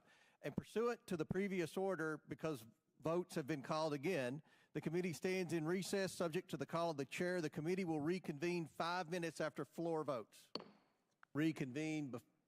Chair recognizes Mr. Swalwell for 5 minutes. Mr. Bobulinski, in your interactions with the Biden family, which you've told us all about throughout the day, did you ever observe the Chinese government grant 22 patents to any of Joe Biden's children while Joe Biden was in office? I did not.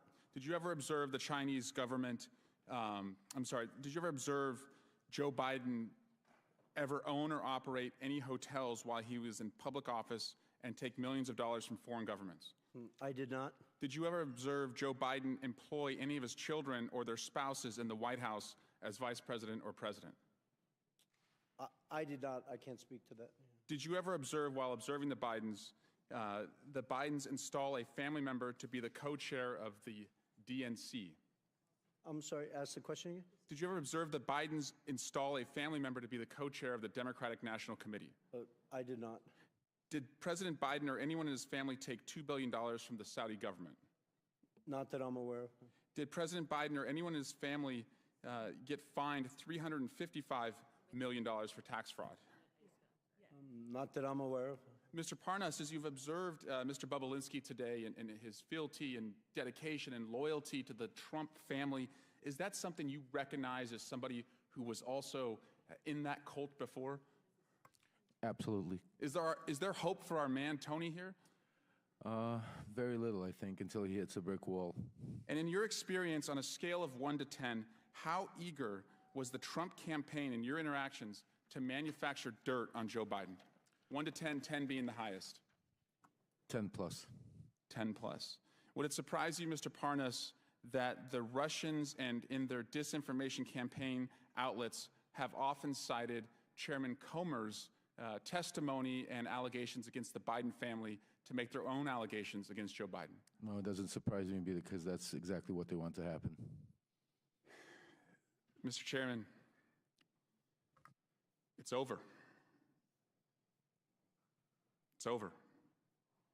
It's time to pack it up. And I want to give you the top 10 reasons why impeachment is dead. Number 10, your key witness today is testifying from the slammer. Number 9, key evidence of a bribe that you all relied on. The guy who said that has been indicted for lying about that bribe, and he's a Russian asset. Number 8, another key witness has been indicted as a Chinese agent. Number 7, during the Hunter Biden interview, Mr. Chairman, you didn't even stay for the whole time.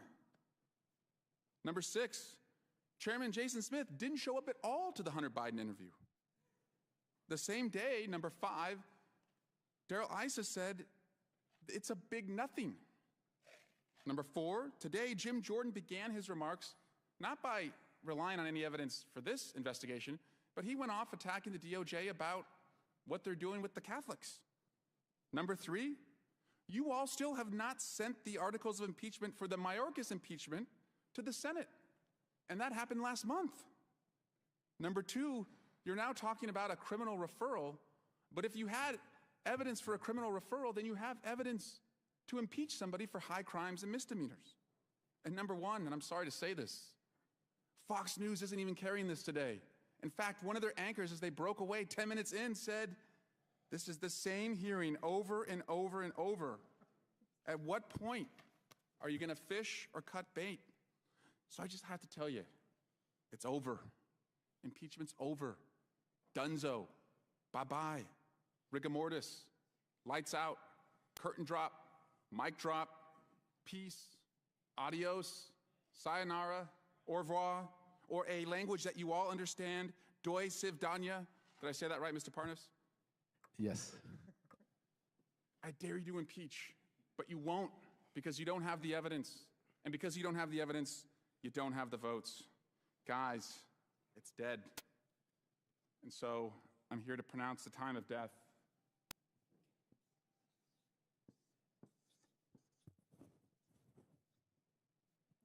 $5:16. Say it in Chinese. Impeachment is dead. 5:16. Biden impeachment's dead. Joe Biden has been acquitted. Gentleman's time's expired. Chair now recognizes Ms. Luna from Florida for 5 minutes. Mr. Parnas, I want to read to you a few quotes from a letter that you wrote to the House Oversight Committee. First, you said that I will remind you that Zlochevsky's answers are in the report that the House Oversight Committee published. In this document, he stated that Hunter Biden was never asked or assigned to speak with anyone in the U.S. on behalf of Burisma. Mr. Parnas, are you aware that according to Amos Hochstein, a U.S. State Department official, in a transcribed interview with the Senate, Hunter Biden requested to have a meeting with him in November of 2015. Mr. Hochstein testified that he met with Hunter Biden and they spoke about Burisma. So yes or no, that statement that you made to House Oversight was incorrect?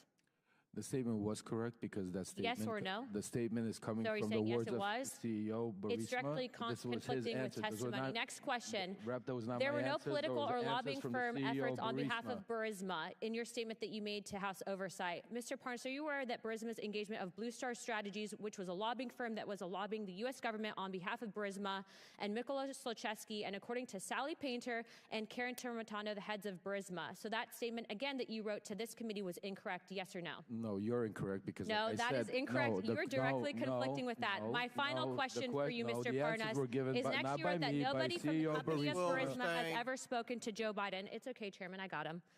Mr. Parnas, Devin Archer testified to this committee that Vadim Pecharsky, the corporate secretary of Burisma, sat down for dinner with Joe Biden.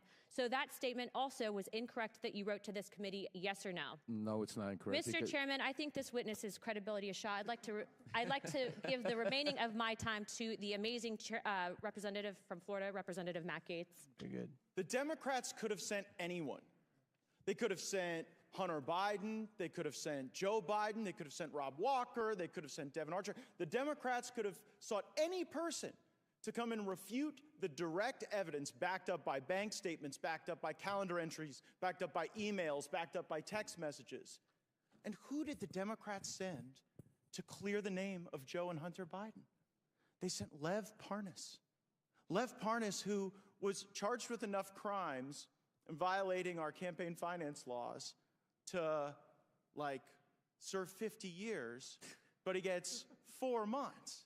And like the big, like, grand criminal conspiracy Mr. Parnas is involved in is using Russian oligarch money to try to get marijuana licenses, which seems odd, and then using that Russian money to plow into campaigns in order to achieve that objective. But the fraud he committed wasn't just on our election system by plowing Russian money, it was also a fraud on his own investors who didn't get it. So I guess, Mr. Bobulinski, as you hear Maxwell Frost, my colleague on the Democrat side, say that Mr. Parnas, fresh off of his prison time, is the most credible witness we've had to address these business dealings, what's your reaction to that? I think it's laughable that the Democrats are asking Lev Parnas to weigh in on my credibility, a convicted felon that served jail time. I have an impeccable record. Now, he warned me earlier in this hearing that they're coming for me. I look. No, I didn't worry. I said just keep talking. You'll be there soon. I look forward to that, Mr. Parnas. Keep lying. You'll be there soon. Well, and is that a threat, Mr. Parnas? No, it's just the truth. No, did you say they were coming for me? No, I said if you keep lying, you will end up in prison. I'm not lying. You're the one who was lying. You have nothing to You're the one who went to prison for lying. for What am I lying for? Tell me what we're lying for, Mr. Bobulinski. What? You don't even know what you're talking about. What am I lying? You went to prison for lying and defrauding your investors. What am I lying here? What am I lying here? Oh, the list is long. We don't have enough time. I think Mr. Gates only has a minute. I think you're a little scared, just like So Mr. one Gates. crime- Because Mr. Gates doesn't even ask a question. You're filibustering. I've been here for 6 hours, and not one of your committee members has asked me one question. You want to Well, hear I the asked truth? you- hold on, no, hold you on, have Mr. that. No, you I wanna asked a ask question about Get your to the illegal truth. business I've been here for dealings. 7 hours. Mr. Bobulinski. Ask me some questions. Fraud is a Stop crime, right? filibustering. Go ahead. Ask Correct. Fraud is a crime. Fraud is a crime, and you observed fraud on the part of the Bidens, right? I did, crystal clear. So much so I had an independent law firm spend $300,000 to analyze that fraud and put together a fully ready, fileable lawsuit against the Biden family. And bribery is a crime, right? Correct. And what you observed with Joe Biden trying to get you into this business deal with Hunter Biden, what you later learned about that business deal and how the money was flowing from the Chinese Communist Party to Hunter Biden, to other members of the Biden family, did that concern you as a potential feature of money laundering? It did. It did. I started to grow concern after I met Joe Biden, and then I sat down with Jim Biden, and he used the term plausible deniability with me, and that's documented because I went back to my lawyers and I asked them, something is starting to feel unright, and they went and hired another law firm to give me a full FCPA workup to go through the details of what could be done and what couldn't be done. Sounds like high crimes and misdemeanors to me, Mr. Chairman. I yield back. Very good. Chair now recognizes the chairwoman of the House Education Committee, Ms. Fox from North Carolina. Dr. Fox. Thank you, Mr. Chairman, and I want to thank my colleagues for what you have been doing here today, unraveling these issues. Mr. Galinas, In your written testimony, you state that your, quote, objective was to build a diversified private equity platform which would be anchored by a globally known Wall Street brand together with a globally known political name, Biden, end quote. Is it correct that Harvest Fund Management, a $300 billion Chinese financial services company closely connected to the Chinese Communist Party, CCP, was interested in partnering with you and your business partners? Yes, that's correct. Thank you. Why was the CCP-connected Harvest Fund Management interested in doing business with you and your partners, Hunter Biden and Devon Archer?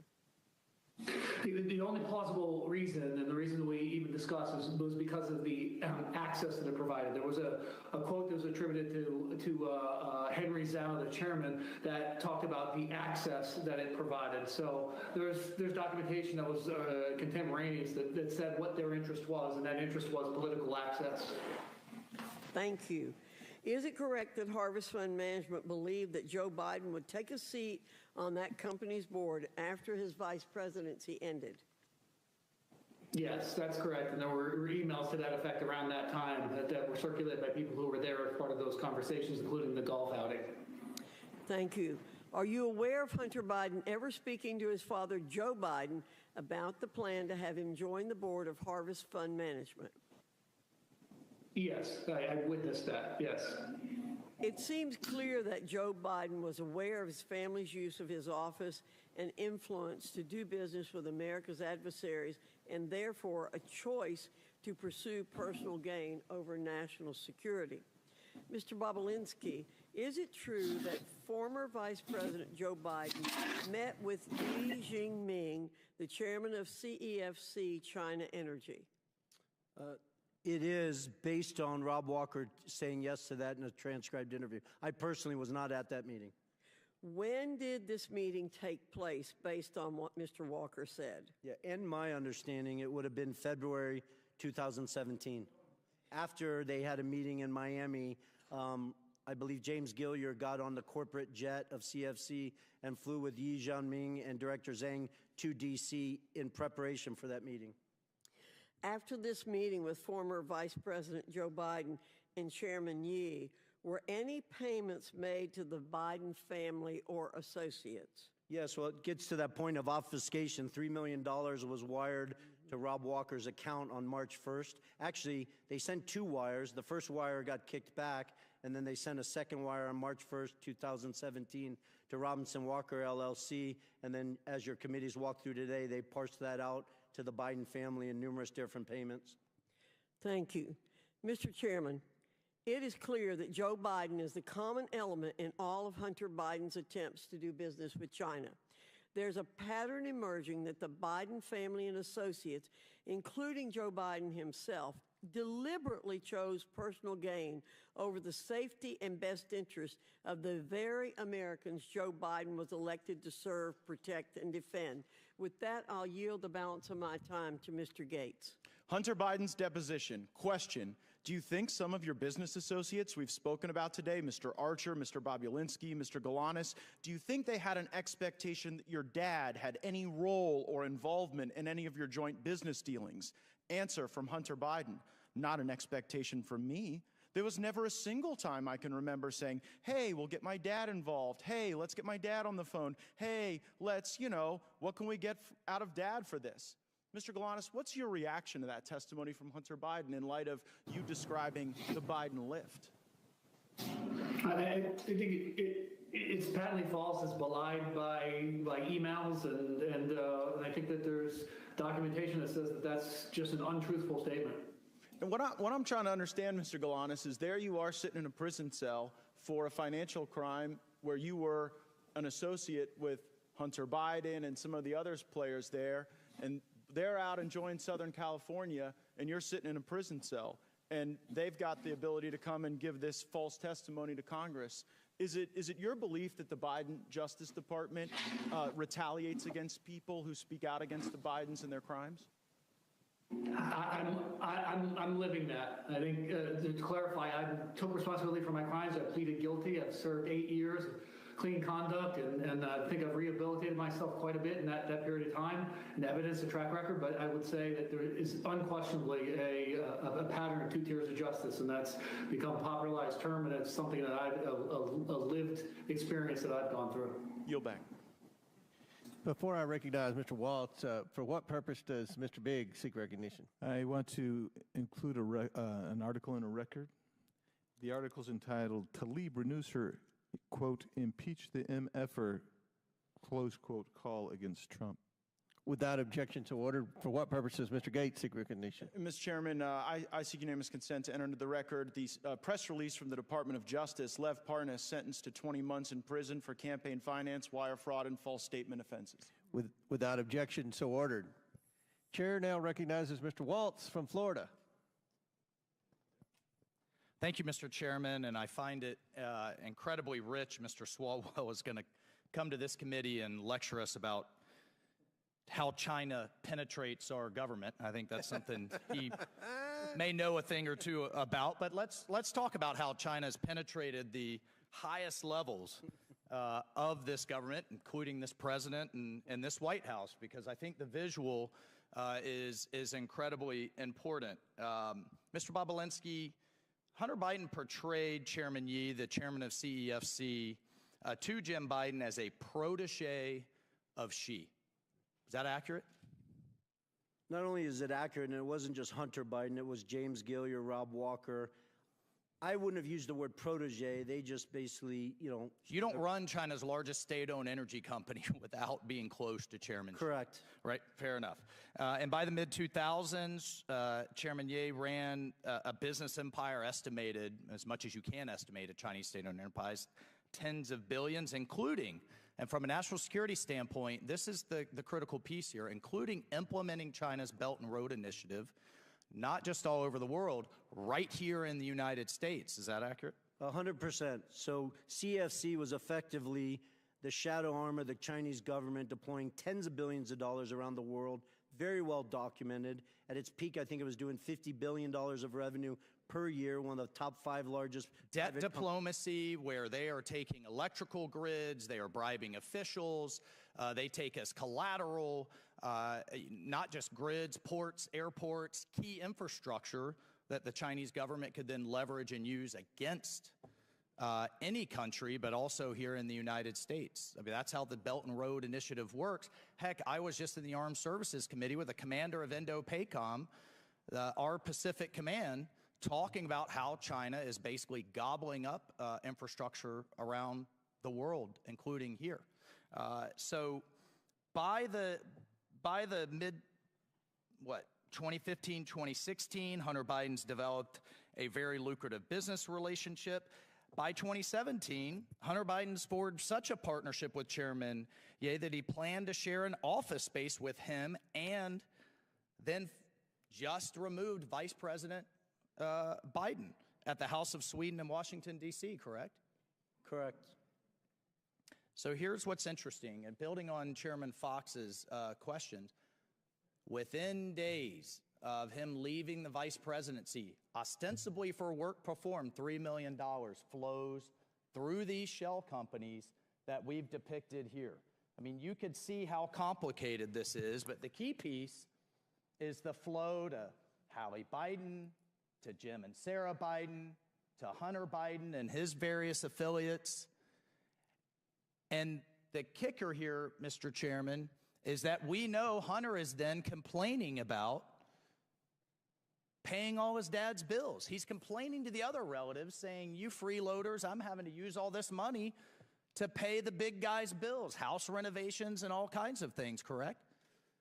Correct, and it's important for the American people to understand the $3 million was 3 of $20 million that the Bidens expected to be paid for the work in 2015 and 2016. Mr. Chairman, and that's not just my word, that is documented. That's all documented, bank records, text messages, emails. Mr. Chairman, Bob Menendez's wife can't get paid by the Egyptians and then provide that money over to pay Goldbar Bob's, Senator Menendez's bills.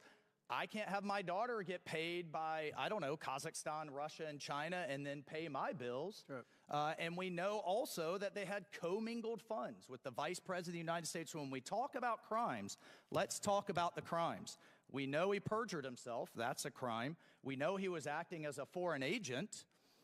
And was he registered under FARA? Was he registered as a foreign agent? Not that I'm aware of. Was his dad complicit in him acting as a foreign agent through meetings and dinners and what have you?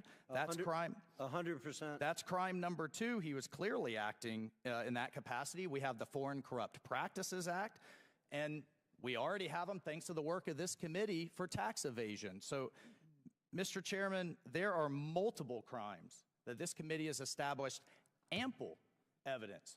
We must move to impeachment. We cannot allow this to stand. And I look forward to seeing those references to the Department of Justice's. For this alone, this is a critical national security issue. The Chinese Communist Party call it the princelings. They don't go after the principle they want to influence. They go through the sun. And it is right out of their playbook. And they've done it at the highest levels of the United States government. I yield my time. Very good. Mr. Chairman, I just have a couple of UC requests, if that's all right. One is from Devin Archer's transcribed interview testifying that Joe Biden had nothing to do with any of Devin Archer's business ventures with Hunter. Second is the declassified intelligence community assessment from the National Intelligence Council, March 2021, detailing efforts by Russian actors to interfere in the 2020 U.S. elections. And finally, most importantly, the U.S. District Court decision from the Southern District of New York in United States versus Galanis, where Mr. Galanis was described as a con artist who wanted to be in business with Hunter Biden but never was, and how they thought that they could add layers of legitimacy to their con operation. If I could have those introduced. Without objection, so ordered. Now the chair recognizes Mr. Gates from Florida. You're a serious business person, Mr. Bobulinski, right? I am. Unlike the convicted felon next to you, you've served in the military, right? Correct. You've done big deals. Correct. Complicated deals, deals that involved foreign businesses, right? Correct. And so what I'm trying to figure out is when you came to realize that you showed up at the wrong party. Because you kind of strike me as a guy who showed up to do a legitimate business deal, and you ended up instead at a bribe.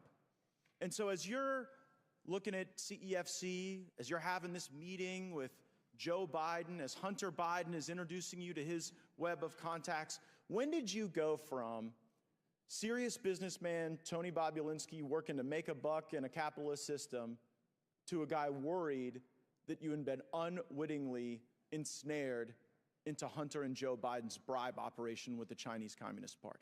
I appreciate the question. It wasn't an aha moment. It was more of a process. I am a serious businessman, demonstrated by the different deals I've done around the world and the success of them. But it started, remember, the Biden family wasn't my entry into this. James Gillier, who I'd known for over 10 years, who traveled the world doing business, kept trying to get me involved. I really had no interest. I sat down in the spring of 2017 to walk through things, and then I quickly put together 2 businesses, Sinohawk and Oneida. After the meetings in Los Angeles with Hunter and Joe Biden, it started to sort of, bells and whistles started to go off when Jim Biden used the term plausible deniability. Plausible deniability is the first moment, straight from the lips of Jim Biden, right on the heels of your discussion with Joe Biden, where you start to think, this might not be legit. Correct. And my lawyers at the time could attest to that because I reached out to them saying, listen, I'm a former naval officer. I held a Q security clearance. I couldn't collect. Somebody couldn't take me to dinner for $50. This just does not make sense to me. But you proceed, and then later this thing starts to get a lot uglier. What's the moment you go from, okay, your spidey senses are up, you're analyzing this, to now you know this is a crime that you are bearing witness to? The end of July, when the Biden family put them right front and center in the middle of a $9 billion transaction between the Russian state-owned energy company Rosneft and CFC, a surrogate for the Chinese Communist Party. And was there ever a time in the deals you were involved in where you started to see the money move around the legitimate business enterprise and toward the pockets of the Bidens. Well, the challenge, Mr. Gates, with that is at the time they moved the money, right? You guys have the text messages where Hunter Biden shook down Director Zhang, but I was not aware of that. I spent a year asking questions of, this doesn't make sense to me, where's the money? I stepped in and had lawyers work to dissolve the two entities. I didn't know till years later that they had defrauded me, they had gotten paid all this money, and all this craziness. The amount of facts, it just seems pretty simple. This is either a bribe or a business. It was a bribe from the Chinese Communist Party. And I don't say that lightly. There's 1,200 pages, 8 days of testimony in the Southern District of New York. I encourage everyone watching me, hearing me say this, they're publicly available. Go read them. Our Department of Justice outlines in intimate detail the corruption and bribes that CFC was deploying to political officials all over the world. It wasn't so just in I'm the here United to believe that they did this in every other country, but with the Biden family, it was pristine. It was an actual clean business. That's absurd. And you came to know that, and that's when you blew the whistle, right? That's when you started to get worried, when you saw Joe Biden. I stepped away from it. There's the whistleblowers. I can't give them kudos enough for the bravery and the risk they put their family in. They publish stuff where I am voicing the concern of the Rosneft deal. And you animated your concerns when you saw that this wasn't just a corrupt bribe, a corrupt business deal happening to a guy who used to be vice president. When you see that everyone's made a big deal like you're a bad guy, that you showed up at the debate, or you're trying to give life to these facts that you've observed, that it's so bad that you did that during a political contest. But observing this, it kind of seems like it would be unpatriotic for you to stay quiet. Of course. And so, I mean, Joe Biden running for president clearly motivated the Chinese to consummate this bribe. Did it also motivate you? Well, I didn't want to go public. I wanted to simply unload all the facts, personal experiences. It's funny, there's 18 people on this committee with law degrees, including, I think, Mr. Swalwell. Evidence, firsthand testimony, is the most powerful evidence you have. I've given it, Mr. Galanis has given it, along with a whole host of other witnesses. Then, on top of that, I have thousands of documents and pages of legals and stuff like that. That's what's I interesting, wanted to Mr. simply Bobulinski. give this information. Yeah, Congressmen and senators. No and one let them questioned do any their of your job. facts. Yeah. No one brought a single piece of evidence that even for a moment discredited any of the truthful testimony that you've given us. No, they my did time's not. expired. I yield back. Gentleman yields back. That concludes our questioning. Again, want to thank the witnesses. We are going to close now, and I will yield to the ranking member for a brief closing statement. Great, and I'll take an extra 32 seconds as Mr. Gates did. Well, and while we're on Mr. Gates, he seemed to be upset about a couple different things. One was fraud, which was fascinating to me, given that his hero, Donald Trump, has just been convicted civilly of bank and insurance fraud in New York in a civil case, and now owes, I think it's $454 million, unless that's gone up with interest. I think he's having a hard time making that, but I'm sure that Mr. Gates' constituents will help him out as they're shaking down Republican voters. You can pay either for Donald Trump's criminal lawyers or his civil lawyers. That's the big political choice, I suppose. He's also upset about China. Well, if you check out the Democrats' report, White House for Sale, how princes, prime ministers, and premiers paid off President Trump, you'll find that China actually gave more than $5 million to Donald Trump while he was president of the United States in direct violation of the Emoluments Clause, which says that nobody in federal office shall accept a present, an emolument, which means a payment, an office, or title of any kind whatever from a king, a prince, or a foreign state. And we spent the day, again, jawboning about Hunter Biden, who has never held public office, and he's never done business with a government. And yet we have right in front of us, in front of our very eyes, mammoth corruption, unprecedented U.S. history by Donald Trump as president. And my friends don't say a single word about it, but he wants to lecture Mr. Parnas about the illegal donations he made on behalf of pro-Trump super PACs. I've noticed something interesting with the people who have finally disenthralled themselves and gotten out of the Trump cult, as Mr. Parnas puts it. People like Michael Cohen, Sarah Matthews, Cassidy Hutchinson, Alyssa Griffin. There's articles about them. There are dozens of those people, and I'd be fleeing for the exits now too. what's so fascinating to me about it is that they don't mind when these people lie for Donald Trump.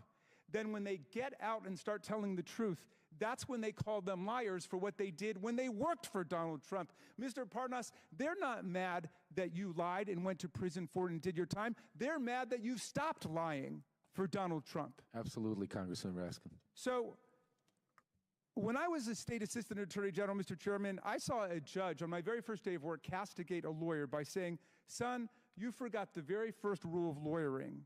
When you go to court, you got to bring the evidence with you. You forgot to bring the evidence. There's no evidence. Hundreds of thousands of pages of documents, dozens of hours of testimony, but not a shred of evidence of presidential wrongdoing, much less an impeachable offense by President Biden. And you're making not just the majority a laughingstock, the whole committee a laughingstock. So it's hurting us. My members are saying, when will they call off this nonsense? So here we are. Again, Mr. Parnas, I want to thank you. You have explained to America that the allegations at the very foundation of this inquiry were predicated on Russian propaganda and disinformation, just as they were at the start of the hit job that you and Rudy Giuliani were sent to do back in 2018 and 19. And I want to thank you for showing America what real intellectual honesty and personal honesty look like and how you can grow out of the deranged Trump syndrome that so many of our colleagues are still suffering from today. It's time to call this investigation for what it is, Mr. Chairman. It's not just an embarrassing failure and an historic failure at that, but it's an historic betrayal of democracy, freedom, and the rule of law as Vladimir Putin tramples the freedoms and the democracy of people in Ukraine. We should be spending our time standing up for democracy and not tarnishing it with spectacles like this. I yield back. I should have brought my waiters from the farm. I want to thank our witnesses for being here today. Mr. Bobulinski, Mr. Galanis have delivered testimony in front of the American people directly implicating President Biden and his family's influence peddling schemes. Schemes that brought over $24 million into the Biden family and their business associates' pockets. For what? I never heard the minority say what they did or what business the Bidens were in. Mr. Bobulinski and Mr. Galanis have provided documents supporting these claims and provided hours of testimony to this committee. Mr. Bobulinski and Mr. Galanis have not changed their stories. Mr. Bobulinski and Mr. Galanis did not ask for this hearing, but they showed up for it because they have nothing to hide. I also invited Hunter Biden to this hearing, in part due to his own request that he be allowed to provide transparency and testimony before the American people. Or at least he did request this hearing, and then he sat for a deposition with the Oversight and Judiciary Committees. Now he's nowhere to be found. Mr. Bobulinski, Mr. Galanis, and others have implicated Joe Biden in the Biden family business. Hunter Biden denies his father's role in the Biden family business. This is a material discrepancy among witnesses of the highest order. I attempted to solve this problem by getting the witnesses in the same room together to straighten out any misunderstandings. It should be clear to the American people that Hunter Biden's word is as valuable as the fake services he was selling. And this committee will not play games or belittle the institution of Congress by allowing Hunter Biden to call the shots about who he testifies with or when he does it. At this point, the only person who can resolve this discrepancy about Joe Biden's participation in his family's influence peddling schemes is Joe Biden himself. As I said at the beginning of this hearing, Joe Biden was either used by his family over and over again and paraded in front of his business partners to rake in millions of dollars, or he knew exactly what he was doing to enrich his family. Joe Biden was either complicit or incompetent. And the American people deserve to know which one it is, which one it was. But neither is acceptable for the leader of the United States. I don't think anyone believes that this is acceptable behavior for the family of the President of the United States to receive tens of millions of dollars from our adversaries around the world, and they can't say one single thing they did to receive the money. Nobody supports that. I don't care if you're Democrat or Republican, if you're from a big city or a small town. That's not what this democracy is about. That's not what the founding fathers set up. They set this up that we have public servants come and provide their public service and then go on. They did not set this up for public servants to enrich themselves through their family, through influence peddling. No one is denied. Is anyone denying, Mr. Raskin, that the Biden family was influence peddling? Nobody denies that the family was influence peddling. What we have here is a major discrepancy on what role Joe Biden played. We know the three former Biden associates say that Joe Biden was actively involved and knew full well what the schemes were, what the family was up to. But we have Hunter Biden testifying under oath that his dad didn't know. So in the coming days, I will invite President Biden to the Oversight Committee to provide his testimony and explain why his family received tens of millions of dollars from foreign companies with his assistance. We need to hear from the president himself. And I assure the American people that they will be able to evaluate for themselves the president's honesty and fitness for the office he now holds. With that, Mr. Chairman, are you going to invite Donald Trump to come and talk about his violations of the Emoluments Clause? you all have investigated Donald Trump for years, and I'm pretty sure I've read in the paper that there's a lot of investigations of Donald Trump. No one's investigated Well, we Joe impeached Biden. him. You were invited to impeach Joe Biden Are today. you supporting, are you going to work with me to see that Joe Biden comes and answers these discrepancies? I mean, this is a big deal. There's no discrepancies. There's not No been discrepancies. No, there's no evidence at all that he's committed any high crime and misdemeanor. What is it? In closing, I want to thank our panelists once again for their important and insightful testimony today. With that and without objection, all members will have 5 legislative days within which to submit materials and to submit additional written questions for the witnesses, which will be forwarded to the witnesses for their response. If there is no further business, without objection, the committee stands adjourned. The meeting will come to order. I want to welcome everyone here this morning. Without objection, the chair may declare a recess at any time. Without objection, Chairman of the Ways and Means Committee, Mr. Jason Smith of Missouri, Representative Matt Gaetz of Florida, and Representative Eric Swalwell from California are waived onto the committee for the purpose of questioning the witnesses at today's committee hearing. For today's hearing, opening statements will be limited to 10 minutes for the chair and 10 minutes for the ranking member.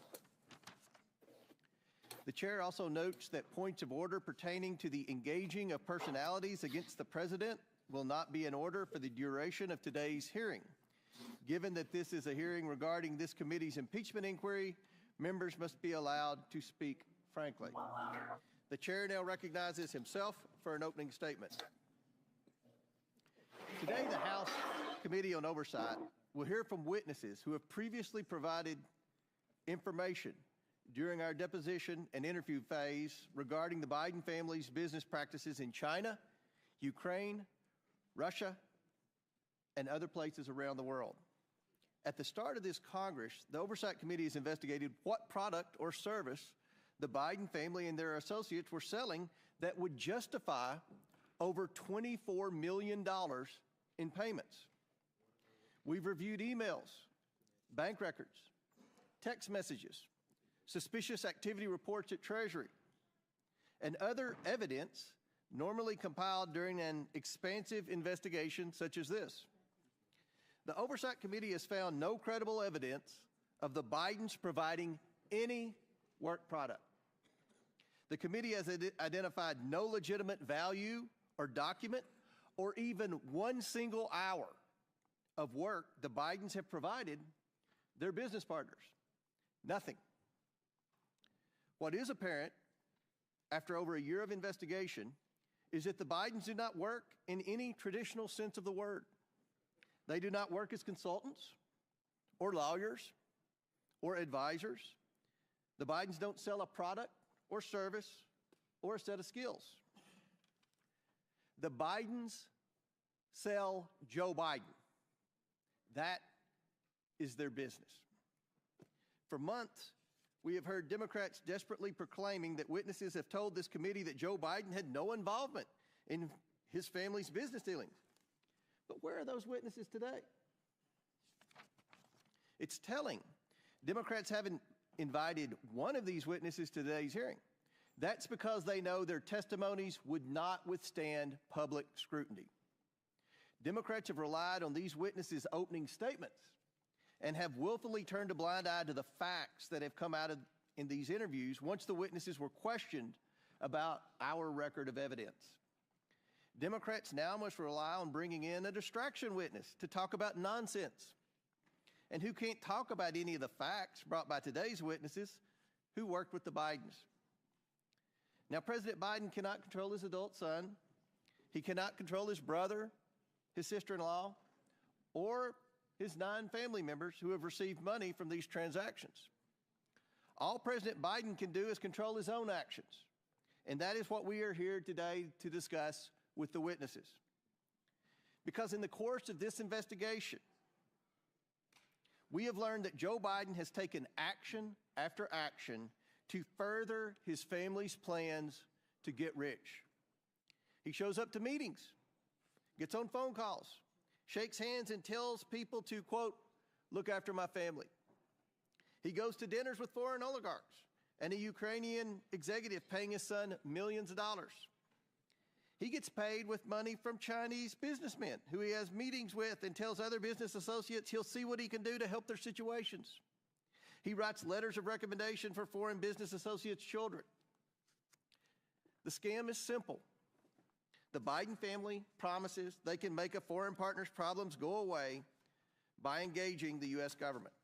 The problems can be anything: a Ukrainian corruption investigation, moving Russian money to the United States, a Romanian criminal prosecution, access for China to American energy sources. Joe shows up, shakes a few hands in front of his son, and says, quote, take care of my boy, or something similar. And the money flows to the tune of tens of millions of dollars. It's done over and over again. The Biden family promises Joe's power. Joe Biden shows up, and millions of dollars come into the Biden's pockets. Joe Biden is the family's closer. How could he not be? The Bidens aren't doing any other work for these foreign companies that would warrant tens of millions of dollars. There are only 2 explanations for this. The first is that Joe Biden knows exactly what he's doing and knows a handshake, a wink, and a smile is enough for him to maintain, as Jim Biden famously calls it, plausible deniability. Or Joe Biden is being led around by his family and has no idea who he's meeting with or what message he is sending, and is truly an elderly man with a poor memory. There's no other explanation. Either Joe Biden is complicit or Joe Biden is incompetent. Since becoming chairman of this committee in January 2023, I've promised the investigation into the Biden family's influence peddling would be based on bank records, witness testimony, and verifiable facts. After years of Democrats using this committee as a mouthpiece for every conspiracy theory they could find, like the Russian collusion hoax, under my leadership, the committee has returned to real investigations. If Democrats want to spin another Russian hoax, I will ask them to answer one question. What services did the Bidens provide to earn them and their business associates over $24 million? What did they do for the money? Democrats have the same bank records as we do, and bank records do not lie. The witnesses today are here to talk about Joe Biden. Republicans are here to talk about Joe Biden. If Democrats wish to spend their time beclowning themselves with another Russian collusion hoax for the sake of protecting President Biden, they can do so. As I said I would, I've invited Hunter Biden here today to sit alongside his business associates and provide his side of the story. Hunter Biden demanded a public hearing. I've given him one. Maybe he will show up. He has said he isn't, but he loves saying one thing and doing another. At some point, Hunter Biden saying one thing and doing another begins to reflect poorly on his ability to tell the truth at all. But this hearing is not about Hunter Biden. This investigation is not about Hunter Biden. It's about Joe Biden and the lies he continues to tell the American people. With that, I yield to Ranking Member Smith, or Chairman Smith. Thank you, Chairman Comer and Ranking Member Raskin. From the beginning of this investigation, we've made clear that we will follow the facts wherever they lead. The facts have led us to two conclusions. One, the Biden family has for years traded on Joe Biden's name in order to rake in millions of dollars, often doing so with his direct knowledge and clear involvement. Two, President Biden has been continually dishonest with the American people about his knowledge of his family's business dealings. We have testimony from multiple witnesses that Joe Biden was the brand. He knew what his son and brother were doing and did nothing to stop it. That alone makes him complicit in a scheme to make money off of his public service. But he was not just complicit.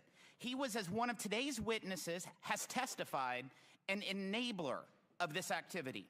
The evidence of the two IRS whistleblowers who came to the Ways and Means Committee has been affirmed by volumes of material provided to Congress, by the testimony of others, and even by the Department of Justice, who finally brought charges against Hunter Biden that mirror those called for by the IRS investigators. The evidence obtained shows that, one, Joe Biden met with his son's business partners on multiple occasions. He used an alias to exchange dozens of emails with his son's bookkeeper.